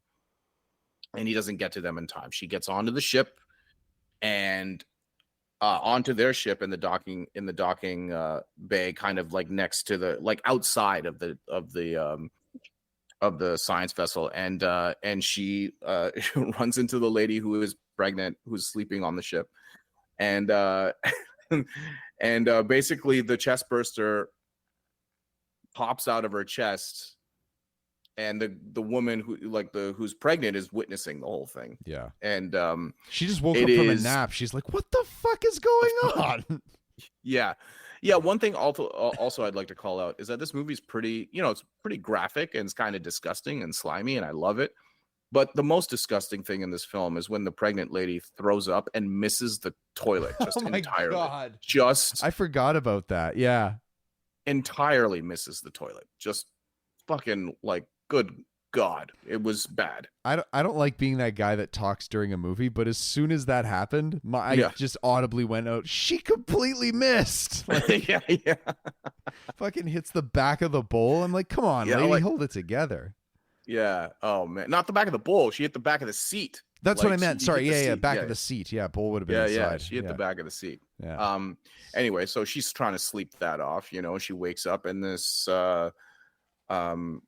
Navarro comes in and it has a really cool scene where they have a little x-ray machine that they set up before, and you see the alien inside her chest trying to poke out, and it's a great chest burster scene because it's not one of those ones that flies out of her chest and kind of, it is slowly busting through her ribs, like repeatedly just trying to get out, and it finally breaks out and it kind of like inches its way out. Yeah. Yeah.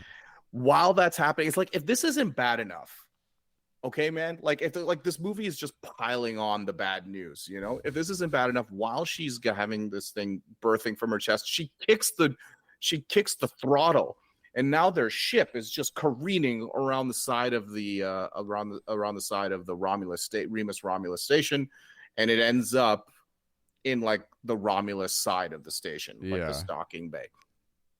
And it's such an intense sequence. It's just, everyone's hurt, one person's dead, now we have an alien on the loose, and then basically what we find with the alien is that it kind of scuttles away. Mhm. People are knocked out for a little bit. They're separated. Now we've got Andy, dude, and Rain on this station, and Preger's girl, guy with the cattle prod, and Dead Lady on their ship. Lady. Dead Lady, yeah. So anyway, this introduces another cool thing that I really enjoyed, is a new part of the alien life cycle that we've never seen.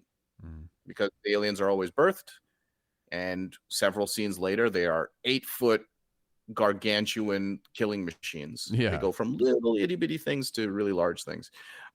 This movie shows what happens in between, where it goes into a state kind of like a cocoon. Yes. Yeah. Very vaginal. Like, this movie's pretty vaginal. Yeah. Definitely. Like, all around a pretty vaginal film, and this one was this cocoon is no exception. So she stumbles on this thing, and the dude with the cattle prod sees this. By the way, I was very happy with this. I loved it. I loved that they just filled in the blank. Great new part of the alien life cycle, and he does what I would have done in this situation. I was like almost going to start to clap. He takes this cattle prod, juices it up, and shoves it right into that cocoon and starts jacking this thing up with like high voltage electricity. Yeah. Great sequence. Unfortunately, it does some damage, but he gets clipped by the tail, and then he dies pretty badly, pretty horrifically, by having acid fall and dissolve a lot of his skin. Yeah. So that's pretty terrible. Didn't go well for him. He kind of had it coming. He is the one character that is extremely not likable, again, by design and to his credit, to the actor's credit. But it couldn't happen to a nicer person, Yeah. If I'm going to see somebody get slowly melted to death, it was him. Yeah. It was him. It's weird, though. I saw this movie twice, and I still don't understand what happens to him in that last moment. Like, his chest explodes. Like, something pops in his chest. He doesn't just dissolve. Like, right at the end, something pops, and I don't know what it is. And I still don't know what it is in the second viewing. Anyway, it's a weird mystery. We'll figure that one out later. I don't remember. Meanwhile, back on the station, these guys are trying to find out how to get to Romulus station so they can get to their ship and get out. They go to a room and they look into the room, and this is probably one of the funnier moments in the film for me. They're looking in the room, and a facehugger jumps to the window and then slowly slides off, like cartoon style. Yeah. Like, that's a little funny. I don't know if they intended to do that or not, but it was very Looney Tunes, like Yeah. Slide down the glass, face plant into the glass kind of moment. Yeah. Acme Aliens. Yeah. So speaking of like new components of the alien mythos, we'd never really seen or really heard about how these things actually track their prey. So the fact that they brought that into this as well in such a way that made a lot of sense. 'Cause I've always wondered, they don't have eyes. Like, how do they get around? How do they see? How do they do what they do? And the idea that they can hunt by sound, it was sound and by temperature, right? I think it was by temperature. Okay. I think it's almost, I don't even know if they have ears. Well, in any case, yeah, the fact Can you imagine a face hugger with 2 human ears on the side? That's great. Yeah, I thought it was cool. Like, it was kind of a cool dynamic, but it also helped to solve a problem. You've got a lot of face huggers on this ship all over the place. How do we get around? And it was a neat, like, it was a good use of the time in the film, I would say. It was fun. I thought it was a really fun scene. Nobody got it, which was good. Yeah. Well, they don't have that many characters. They don't. Yeah. So they can't use them as fodder as often. Yeah. And that's the beauty of this film. Like, having fodder for fodder is not ideal. Yeah. Like, we're not watching. Yeah. I'm not here to watch a slasher film. I'm here to watch a suspenseful alien film. That's what I want. So we're right there. But yeah, they did some pretty, they did some inventive things. I liked how clumsy that those things, now that they've revealed, like, these things are not looking where they're going. They're just kind of going on instinct and seeking heat. And seeing how they run into each other, how they're running on walls, how they just run towards whatever is the hottest. Because the guy drops a flare, and they all divulge to that flare for a second until I guess they realize it's not actually a thing. Yeah. But they all, like, on top of each other, just boom, go into that little corner. I thought it was a really, really cool and very tense scene because, like, even though there's not a lot of people in this film, you don't know who's going to get it. I mean, there was only 2 potential candidates in that party, but I don't know. It could have been either of them, really. Probably not the girl, but the guy was on borrowed time. Yeah, he was. Yeah. I really like this sequence, and this is the second monster movie sequel tribute that this movie does, because this scene is from Tremors 2, Aftershocks. Have you seen Tremors 2? No. Okay. I'm not as much of a Tremors fan as you are, sir. Listen. Not that it's not good, but... Tremors 2 and Tremors 3, great sequels to Tremors. That original trilogy is great. Mm-hmm. There's a sequence in Tremors 2 where the graboids, or the worms in the ground, they evolve to, they can walk on land. They're kind of like little velociraptors almost. They're called shriekers. They scream really loud, but they have heat sensors on their heads, and there's a bunch of shriekers in a warehouse at one point in the film, and they all hose themselves down with fire extinguisher, and they go inside, and they can't see them from their heat sensors. Okay. And I'm like, guys, come on. Between Jaws 2 and Tremors 2, you guys are pushing all the right buttons over here. Well, these are callbacks I can work with. Okay? Absolutely. To be fair, get rid of Rook. We need more Tremors 2 in this movie. To be fair, they did this in Predator with the mud. With the mud. Yeah. They did this in Predator 2 with Gary Busey. What did he do? He everyone hid behind his teeth? Yeah. That's a movie we got to rewatch together. Definitely. We've been talking about doing this forever. Definitely. Definitely. We'll talk about that in the future. No, you're right. You're right. Yeah. But they did, but the sequence is the same, because this is same. Like, there weren't a ton of predators that they were kind of creeping around, and like this was a sequence. And the other thing I loved about this sequence, they're all puppets. They're all fucking real. Yeah, I've never seen that. They look real. That's the beauty of it. So real. And they're making these very small, subtle movements. They're like, something is fucking going on here, and I want to fuck somebody's face. That's what they look like they want to do. Yeah, that's right. Listen, I was built for one thing, all right? And I want to die doing it. Okay? I want to die doing what I love. Oh, you're legitimately killing me. I need to find a mouth to fuck. Like that is that's all these guys live for. Why are we take that away from them? You know, they are single-minded and relentless, right? So they're just tapping. Yeah. There's that one scene, back to the cryo scene, where the one jumps on his face and he's got his hands between it. Yeah. And there's the one like the thing looking for its looking for his mouth. Like he's got it at a distance and it's like trying to find his mouth so he can stick the thing in his mouth. And I'm like, oh my God, is just, it's so aggressive, the like pregnation pipe. Yeah. It's not. Ugh. The Alien series has always been super like psychosexual, and I love that about the series. It's so transgressive in that regard, and like this movie is no different. No. They are just really trying to get all up in your mouth, like without your consent. Yeah. So great little sequence. So this ties up with the alien being born from that kind of cocoon, because the guy's sister, while they're trying to creep around in this room to avoid the facehuggers, they raise the temperature so the facehuggers can't see them, quote unquote. Right. But anything that raises their heart rate and all that stuff will give them away. He gets a call from his sister who is about to be attacked by this newly born alien, which is a great birthing scene. Yes. Amazing, fully animatronic alien, gorgeous, so gorgeous. They even see like the arms and the hands kind of like uncrumple from the thing. Every moment there was so cool. Yeah. And so the brother who is trying to be quiet and lower his heart rate in that room full of facehuggers gets this, and he basically can't ignore it, keep his shit together. And then Andy looks back and he has this moment where he says run, and they all start running down the hallway and all of the facehuggers start chasing them.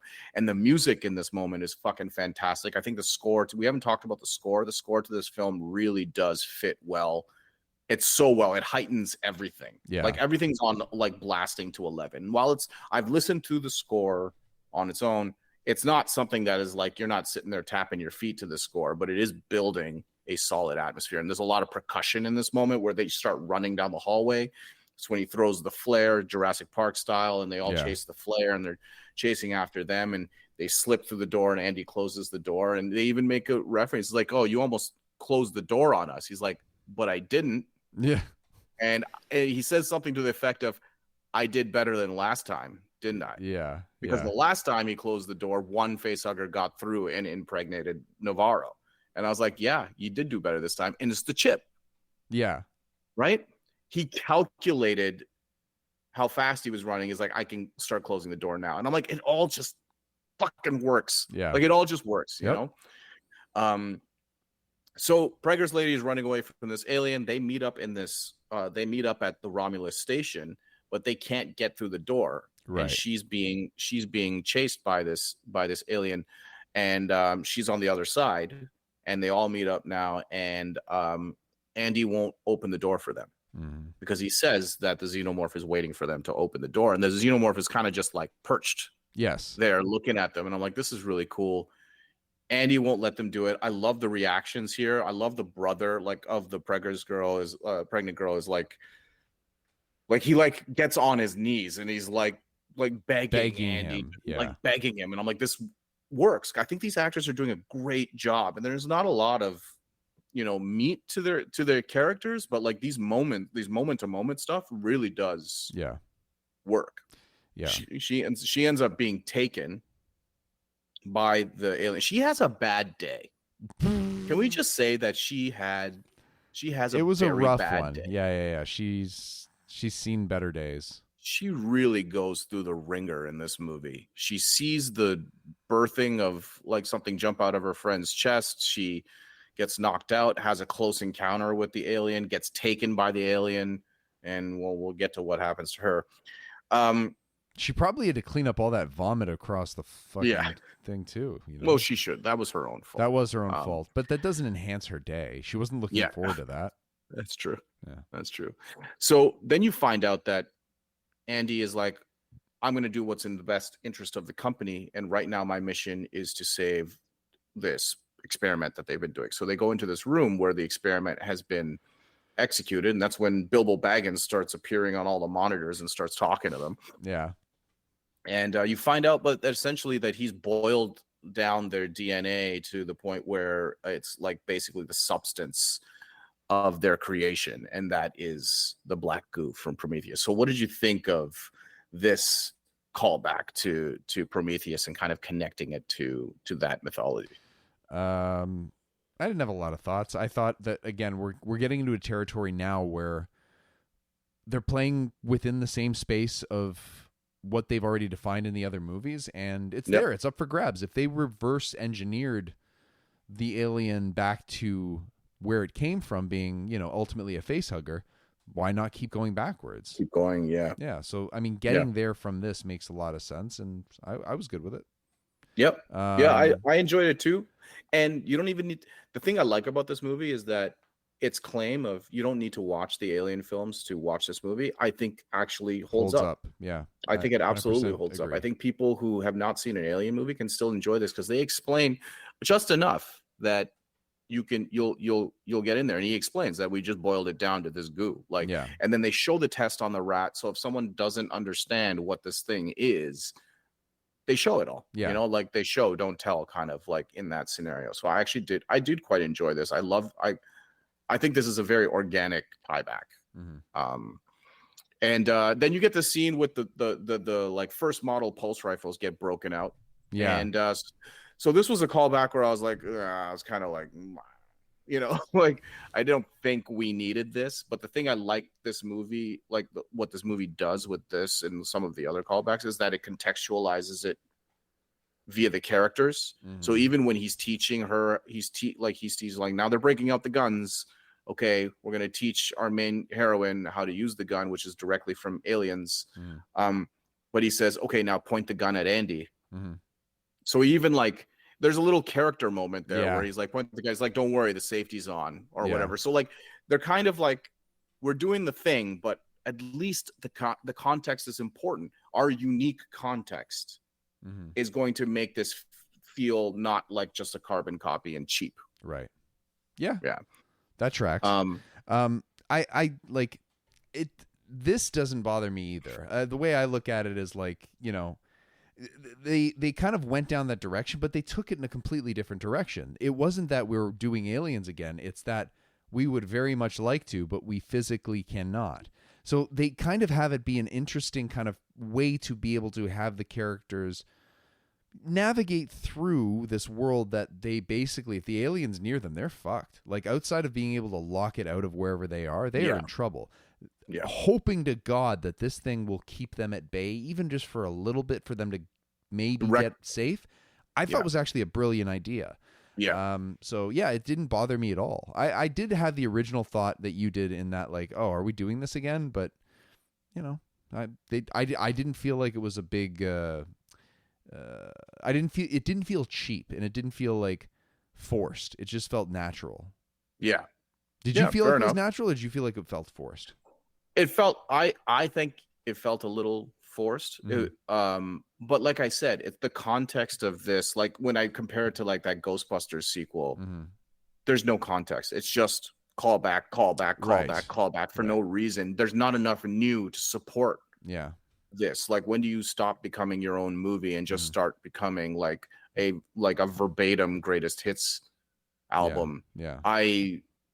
I think this movie does enough new and contextualizes this stuff enough that it doesn't feel cheap. Yes. Yeah. Not everything. I think, like I said, the science officer, Rook, the Ash connection, atrocious. I couldn't. I'm not. The Prometheus thing, I kind of dug. I was into that. And this scene, I was like, it's mercifully short. But again, there is at least one or two character moments in that moment that made it interesting, at least. Yes. Yeah. So they go, now they're trying to get back to the ship, and they find the hive. Yeah. So this was a really neat sequence. They go in and they find the hive. And they find the guy's sister who is pregnant, was taken by the alien, is cocooned up, but not facehugger has not impregnated her yet. So they get her out, and then they talk about, hey, she's bleeding, she may die. How can we save her? And then Andy suggests using the Prometheus black goo to fix her up. And in that moment, they kind of tease that it's going to happen, and then it doesn't happen, and it happens.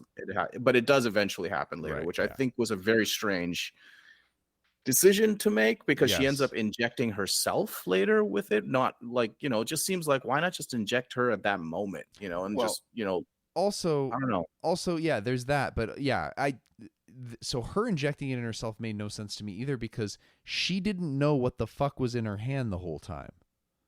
She was there for that conversation where they said it could save her life. Like she guess, knew that's the only context that she knew, right? Yeah. So she kind of had an idea, but not like she didn't know what it was or why it could save her life. Let's not give her too much credit. Let's just say she was dumb and was meddling with powers she barely understood. I think what they were trying to play at is that she didn't think she was going to make it.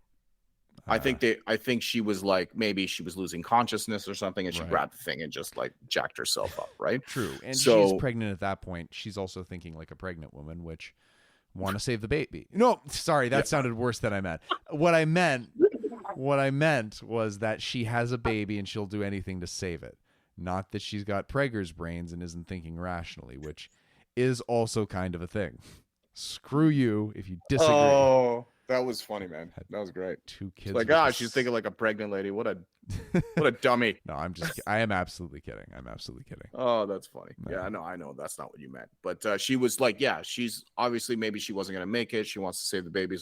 But they didn't really establish that. I think there's an extra like 10 seconds there that might justify that decision a little bit more. One thing I just thought of, this movie doesn't stop to explain all these little nuanced things that we're talking about. Like, that it's the first like explicitly like that it's the first alien, this thing about like, you don't need to, like, you might think about it later, but it gives you something to think about. This film doesn't need that, and I like that. I think it gives you just enough to make things not. Anyways, sorry, I'm kind of going off course. Keep going. No, but I think that's true. Like, because I enjoyed it the first time, but then I got a lot of this detail the second time I watched it, like listening to the dialogue a little bit more carefully, and paying attention and seeing if it does provide the answers to some of the questions I had when I left the first time. So, what ends up happening is that they get her out, they don't inject her. Now they're all running, and there's a group of aliens now, because what they do find is the crew from the ship. The hive is built around the crew. The facehuggers have implanted them. Now, here's the other thing that I think is really neat, and this is my interpretation. I'm pretty sure, like, I don't know. I think it's a pretty strong interpretation. But why do these now there's a bunch of xenomorphs, not just one, not just the new one that was birthed on the ship. There's a bunch from the crew. Why are they suddenly appearing now and not before? It's because they are running through the hive, and they've effectively woken them up the same way that the Marines wake up the aliens from a dormancy, from hibernation, exactly, in Aliens. And I was like, this is like a biological consistency with the alien, and I really did quite like that. So they're chased, and the brother is killed in a pretty graphic way. He gets the tail through the chest, and then gets a hole poked in his head with the tongue, and then a bunch of aliens attack them, and Andy is left kind of in a broken state on the grate. They take this elevator, and this elevator is taking them up to the station. So it's just Kaylee Spenny, like the main character, and the girl who is pregnant. Now this is another callback where I was kind of groany. I was a bit groany about this, where it was like, she's like, stop the elevator. It's like, okay, you go to the cryo tubes and get yourself into cryo sleep, and we'll fix you up later. I'm going to go back for Andy. And she has the pulse rifle, and she's coming out of the elevator, and then you hear the breathing, and it's like it's all from Aliens. The reason this worked for me, because I thought the relationship between her and Andy was strong enough that this would actually happen. Like, Yes. it supports this decision. And the other thing is a weird one where, for me, I'm like, if this guy is like carried off into the hive, like, there's no way you're going back over there. Like, No. that's not going to happen. But he's literally right by the elevator. Yeah. And she looks at the monitor and sees that there's no activity. So conceivably, she can go down there, grab his ass, put the old chip back in, so he's not asshole company Weyland Yutani Andy. He's like normal Andy that she's surrogate brother that she's used to. Right. And like drag his ass back to the thing, conceivably without like alerting aliens to her presence. So I was like, that was kind of why that worked for me. I don't even think, like, I just, this is another callback that was on the verge of being like greatest hitsy, and I wasn't too into it, but I kind of bought it just given that logical jump. How about you? Yeah, you're not saying anything that I disagree with. I don't think I have any like. I let's keep going. I got something for the later part, I guess. So anyway, what follows is like probably the greatest sequence in the movie, which is the 0G sequence where all the aliens chase them, but she discovers that she can turn the gravity back off, so it goes to 0G, because if the acid hits the ship, it'll basically tear the ship. Right. They're at the bottom of the ship. It'll just tear a hole into space. Yeah. This sequence is amazing. Yes. Like, I think this sequence is like the one that's going to be talked about forever. This is what the sequence that every alien film has a sequence that it'll be remembered for. And I think this is the one that it will be remembered for. Is the zero gravity. She shoots the aliens and the acid is floating around in 0G, and then they have to navigate through the acid to get to where they need to get to. Fucking brilliant. Very cool. Yeah. What'd you think of this one? That's the point where I wanted to get to. First, they got there from a very, like, basically it was doom and gloom. They were in a no-win scenario at this point, and they were about to hit like the rings of whatever planet they're on. Like, because the time that they're on the ship is borrowed at this point. They thought they had like, what did they think? They had 30 hours and then it turned to like 30 minutes or some shit. Yeah, it's 30 hours down to like an hour or 2 hours or something, where until the ship hits the rings of Saturn, which is wild. So at this point, we're talking about like tens of minutes are left, let's say. Yeah. And they've got aliens on their back. They're done. They kick off the 0G, and there's this move. Do you remember the first Guardians of the Galaxy where Rocket gets that gun in the prison? And he just got this in the prison. Oh yeah, and that's that to me was that moment here where she just that's cool. Yeah, and then just starts picking them off. And I gotta say, like, a lot of movies you would think like, yeah, okay, they're gonna float through all of this acid blood and everybody's gonna be fine. I didn't have that thought, but I still felt like either of them could potentially be victims to this. And I thought it was a very tense scene. There's a couple of moments that was just like, how is she going to get out of this?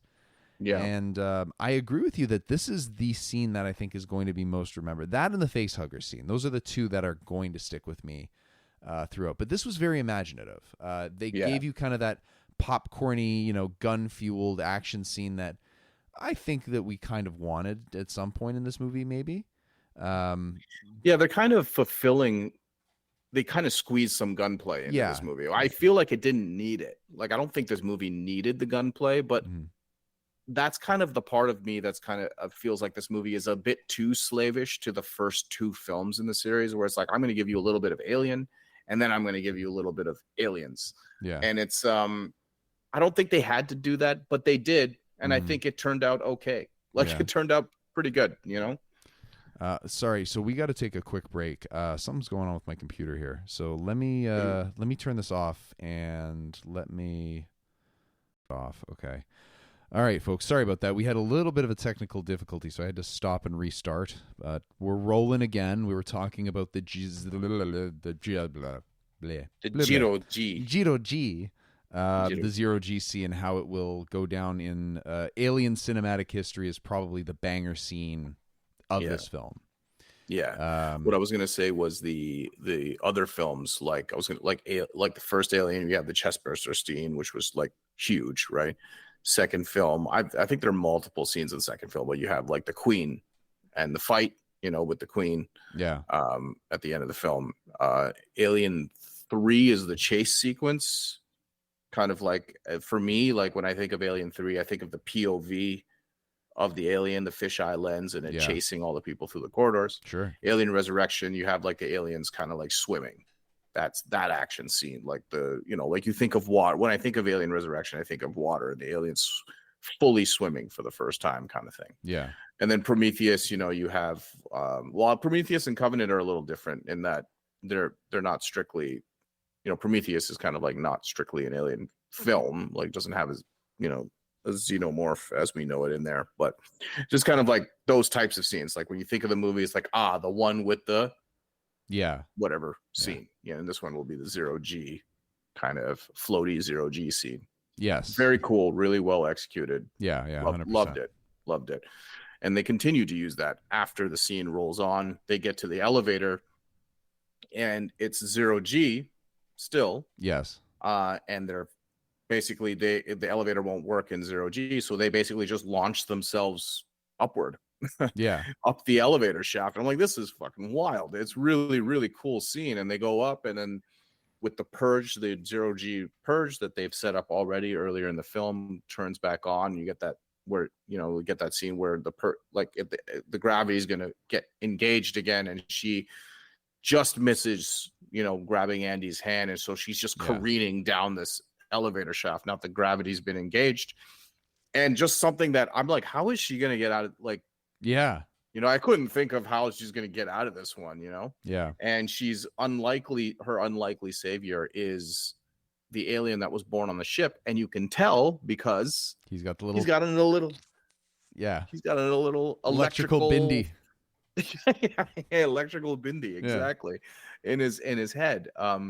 It's very much like, I think we were mentioning this, but like it's like the net alien from Alien versus Predator. Yeah.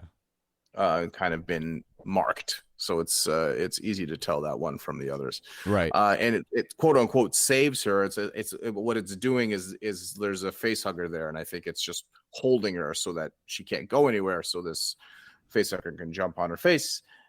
But before that happens, the gravity gets engaged, the elevator goes careening down the shaft, squashing all the aliens crawling up the shaft. Yeah. And then this facehugger is about to jump on her face. And here comes Andy careening down the elevator shaft, grabbing the pulse rifle, landing on the alien, shooting it in the face with the last remaining bullets of the gun. And then he says the most groan-worthy line that I could possibly think of. And he says, "Get away from her, you bitch." Yeah. And kind of stutters on the second part. And I was just like, ugh. The stutter was earned given he's back to Andy form. Correct. Well, no, he no longer. Yeah, that had already happened. Never mind. I take that back. Sorry. What do you mean? He was, wasn't he? He's back to being Andy now. Like he's the Andy. No, he's the brother Andy. That's what I mean. He's been Andy at that point. Like he's been Andy for a little bit. For a little bit. Yeah. It wasn't just that because she rescued him. They went back, then 0G, then up. Anyways, never mind. Right, sorry. yeah. But yeah, it was. I also kind of was like, come on, we don't have to say everything. We could have just left that alone. Yeah, I agree. That was the most groan-worthy callback I think for me in this whole film. So, second time I watched it, because here's the thing about this callback: it was so out of nowhere for me. Mm-hmm. Not set up, not earned. It just seems like a random thing for a synthetic to say, and that really took me out of the movie. And again, just like, in a sequence that was so original, so unique, and you capped it off with this completely out of left field, just completely random. He just says it for no reason, no context. I watched the movie the second time, and get this. There is context for that line. Why? Can you think of it? No. So think of his conversations with Bjorn. Bjorn is giving him shit the entire movie. Mm-hmm. Mm-hmm. And at one point when they're launching off the planet to go to the station, Bjorn being the guy with the cattle prod Yeah, and yeah. kind of swatting all Shithead. and he ends up getting melted by acid. He says when he does the little spliff trick when they're like going up and he smokes a spliff on the and he's using I don't know what it is about the physics, but he basically burns through an entire spliff in seconds. Yeah. And he goes to Andy and he's like, "That's how it's done, bitch." And Andy is like, looks at him real puzzled. Yeah. Like, and then later he says something else, and I'm trying to think of what he said. And he's like, "Oh, whatever, you bitch." And he says like, he says something else. And he says, Andy's just, and there's a shot of Andy looking at him being kind of like, because Andy's learning. Yeah. And he's like the entire time, and he's trying to be helpful. Yeah. So ending sentences and "you bitch," he's been taught that. And he learned that from Bjorn. So he's saying get away from her because he's saying get away from her. That's like that. And he adds the "you" and the stutter because he's like, this is what they were saying before. And he adds it to the end of the sentence.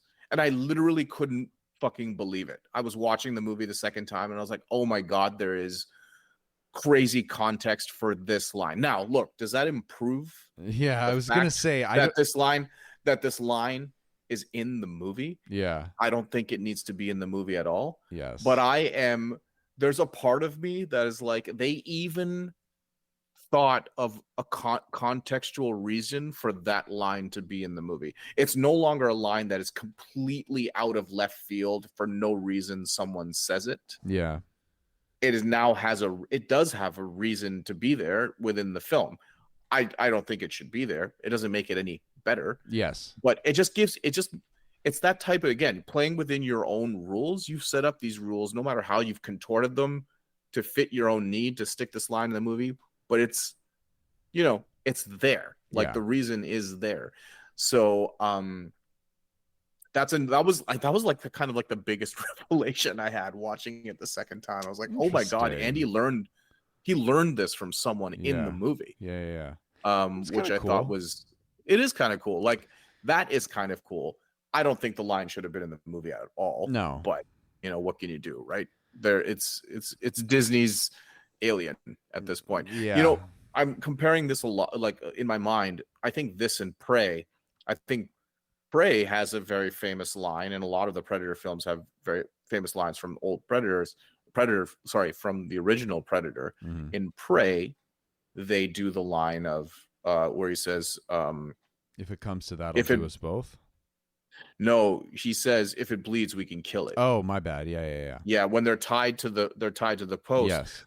But the delivery of that, I loved the delivery of that line. Yes. I actually really liked it because the context was important. Context is always important, right? So you put it in the context of the character. He's not being a total badass. There's a desperation to his delivery in that moment in Prey, where he's trying to get like out of the knot, and he's like thinking practically. He's like, like if it was an earnest delivery that absolutely worked in that movie. Yeah. I don't think it works in this movie, but there is reason for it to be there and there is context. So that was kind of amusing when I watched it the second time. I'm like, wow, they thought of that. Yeah. Not my favorite choice, but again, they're playing within their own rules and I can kind of respect that. True.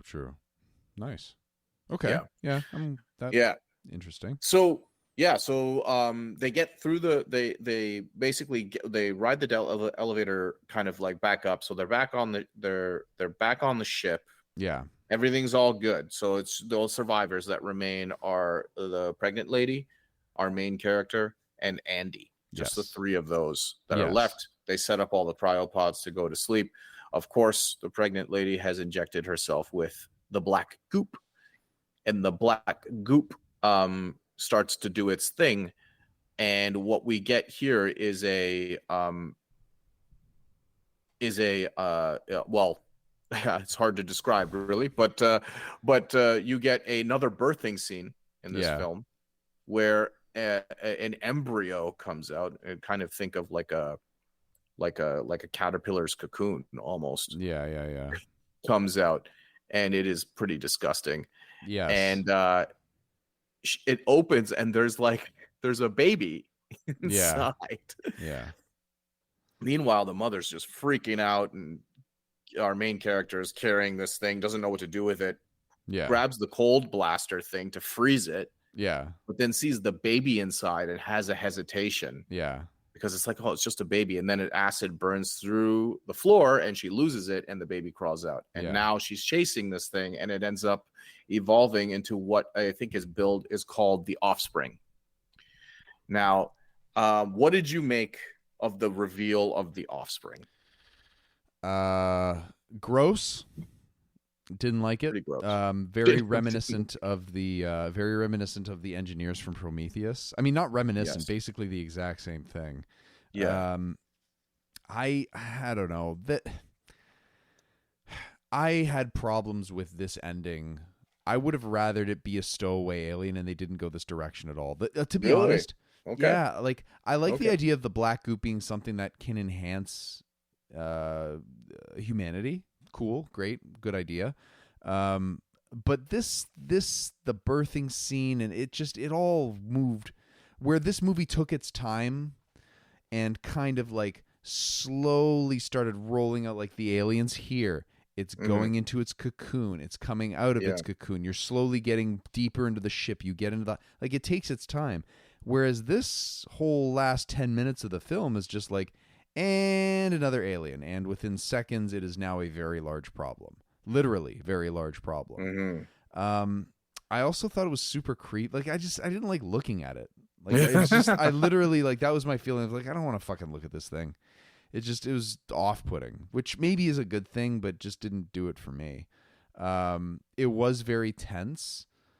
But yeah, at that point, I like, if we're talking about this movie overstaying its welcome, this was it overstaying its welcome. I felt the same way with the human-alien hybrid in Resurrection as I did feel about this at the end here too. It was like, you know what? We had this all buttoned up. Why are we back here? Like, as opposed to like Alien, where having this type of thing happen in the getaway ship, like, it's the exact same scenario again, but that was more earned because there wasn't really closure to the alien scene at all. This was just something I feel like they tacked on, and it just didn't feel, I don't know, nothing felt organic about it. It's a brand new monster.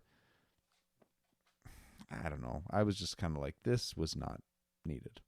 That was my overall feelings about the end of it, the last 10 minutes of this film.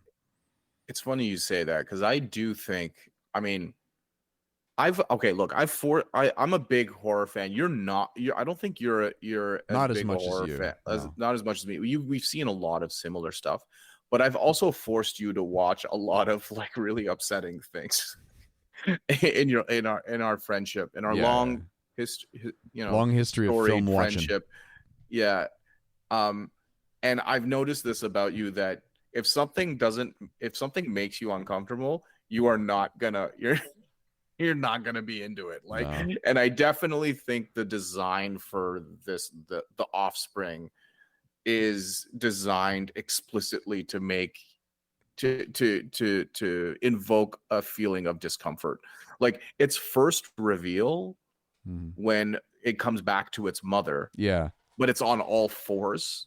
Yes. Like, that was wild to me. I was like, oh, it's on all fours and it's like got a human head. Yeah. I was like, what are we dealing with here? When it goes up on two legs and goes bipedal, I was less I was less freaked out by the design, even though it's still very strange. And yeah, I almost feel like if it stayed on all fours, or it would shift from all fours to standing up bipedal, I thought that would have been really, really neat.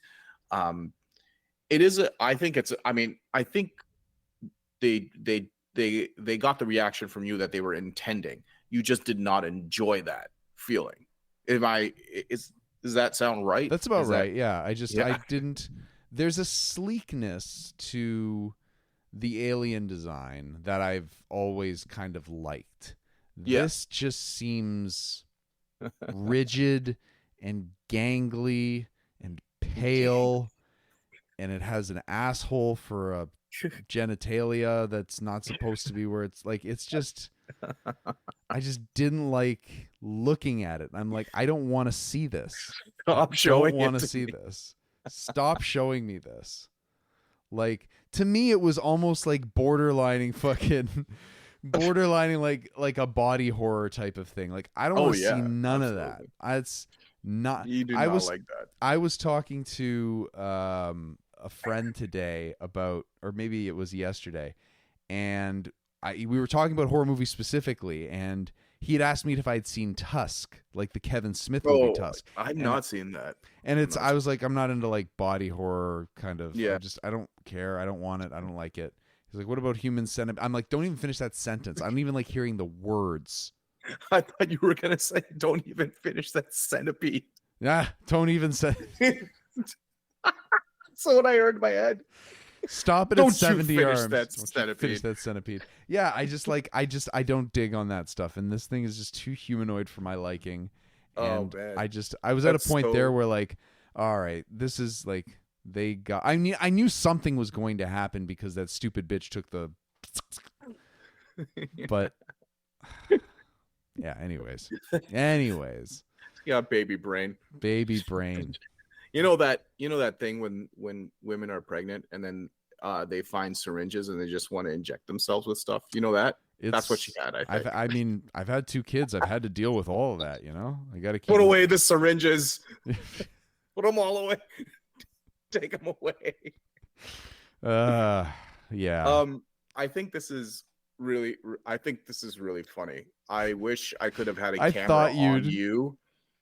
I'm pretty Camera sure. on you when So yeah. I'm pretty sure the whole time this would have been my face the whole time. It's just like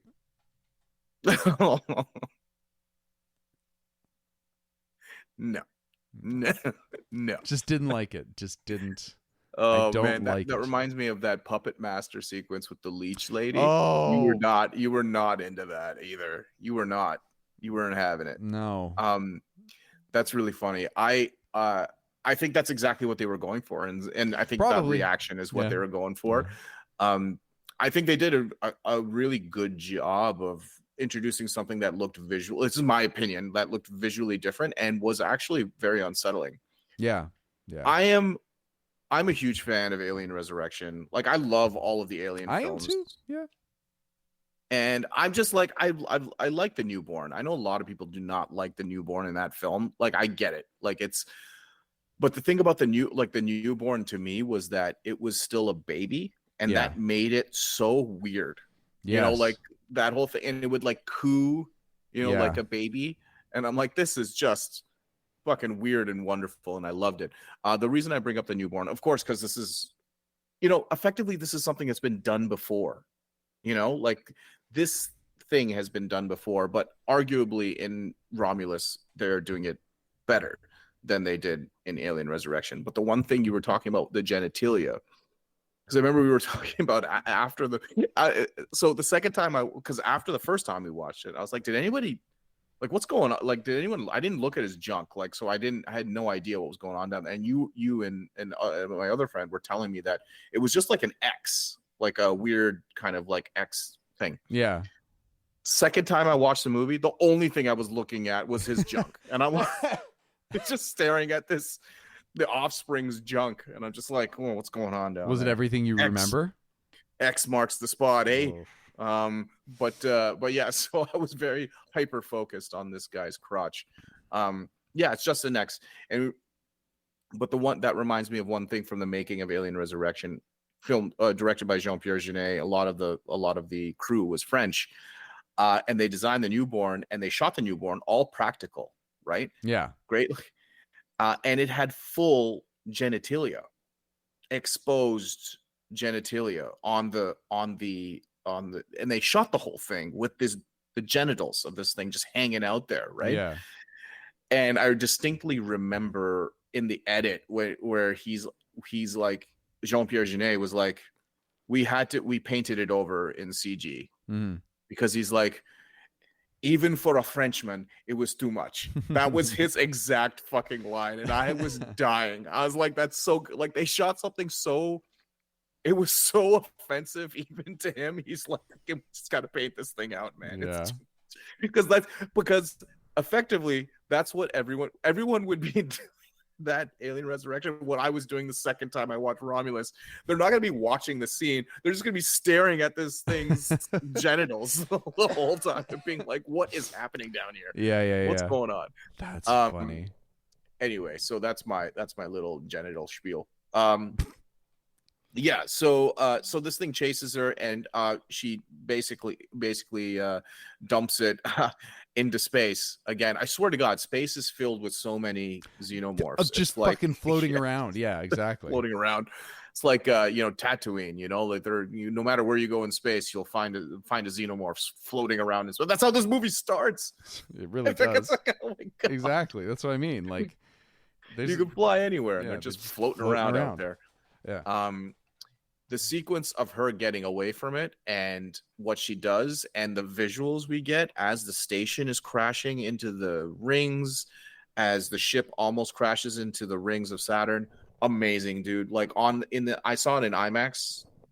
I saw it in IMAX yesterday. Yeah. And dude, those big shots work so well. Those are as good as any epic shot, like Dune or like Interstellar, or like, these are strong space science fiction visuals, big visuals that absolutely worked for me. I really, really liked the expansiveness, and then back to the claustrophobia, and then the expansiveness and back to the claustrophobia. Worked. So it was like, peanut butter and chocolate, it was like really, really fit well together. So I enjoyed it. I think it's a stronger third act. It was a surprise. It was the design made it surprising for me. Yeah. I enjoyed it because the design was so revolting and just kind of like odd to look at, and all practical, right? It was a dude they cast, and they put a bunch of makeup on him, and the sound design was incredible. So like, yeah, so I did enjoy that. So station crashes, the Offspring gets just think of the Offspring. This guy's pretty fly for a white guy. So He goes flying out of the airlock, and then they go into cryo. Yeah. And just Andy and her, and they fly off to whatever planet this is. I don't know why I think this planet is like a beach resort planet, like they're going to planet Mallorca or something like that, in my head. I hope they are. They've been through a lot. They need a vacation. That's right. And then the movie ends, and it's like, this is, Rain, whatever, last survivor of the ship, whatever, signing off. Very, from Sigourney Weaver's last lines as Ripley and Alien. Didn't need that either. I just like, why are we doing this? Just don't. That's but fine. They do it. It doesn't change the story, but it's just like, just, I don't know. Seems like a lot, like, why? You've done enough of your own thing. Just be your weird, intense self. You don't have to be other people. I think they just knew they upset me so much, so they're like, let's put something he can get on board with. And it's like my nice blanket. I'm just like, oh, thank you for that. I needed that.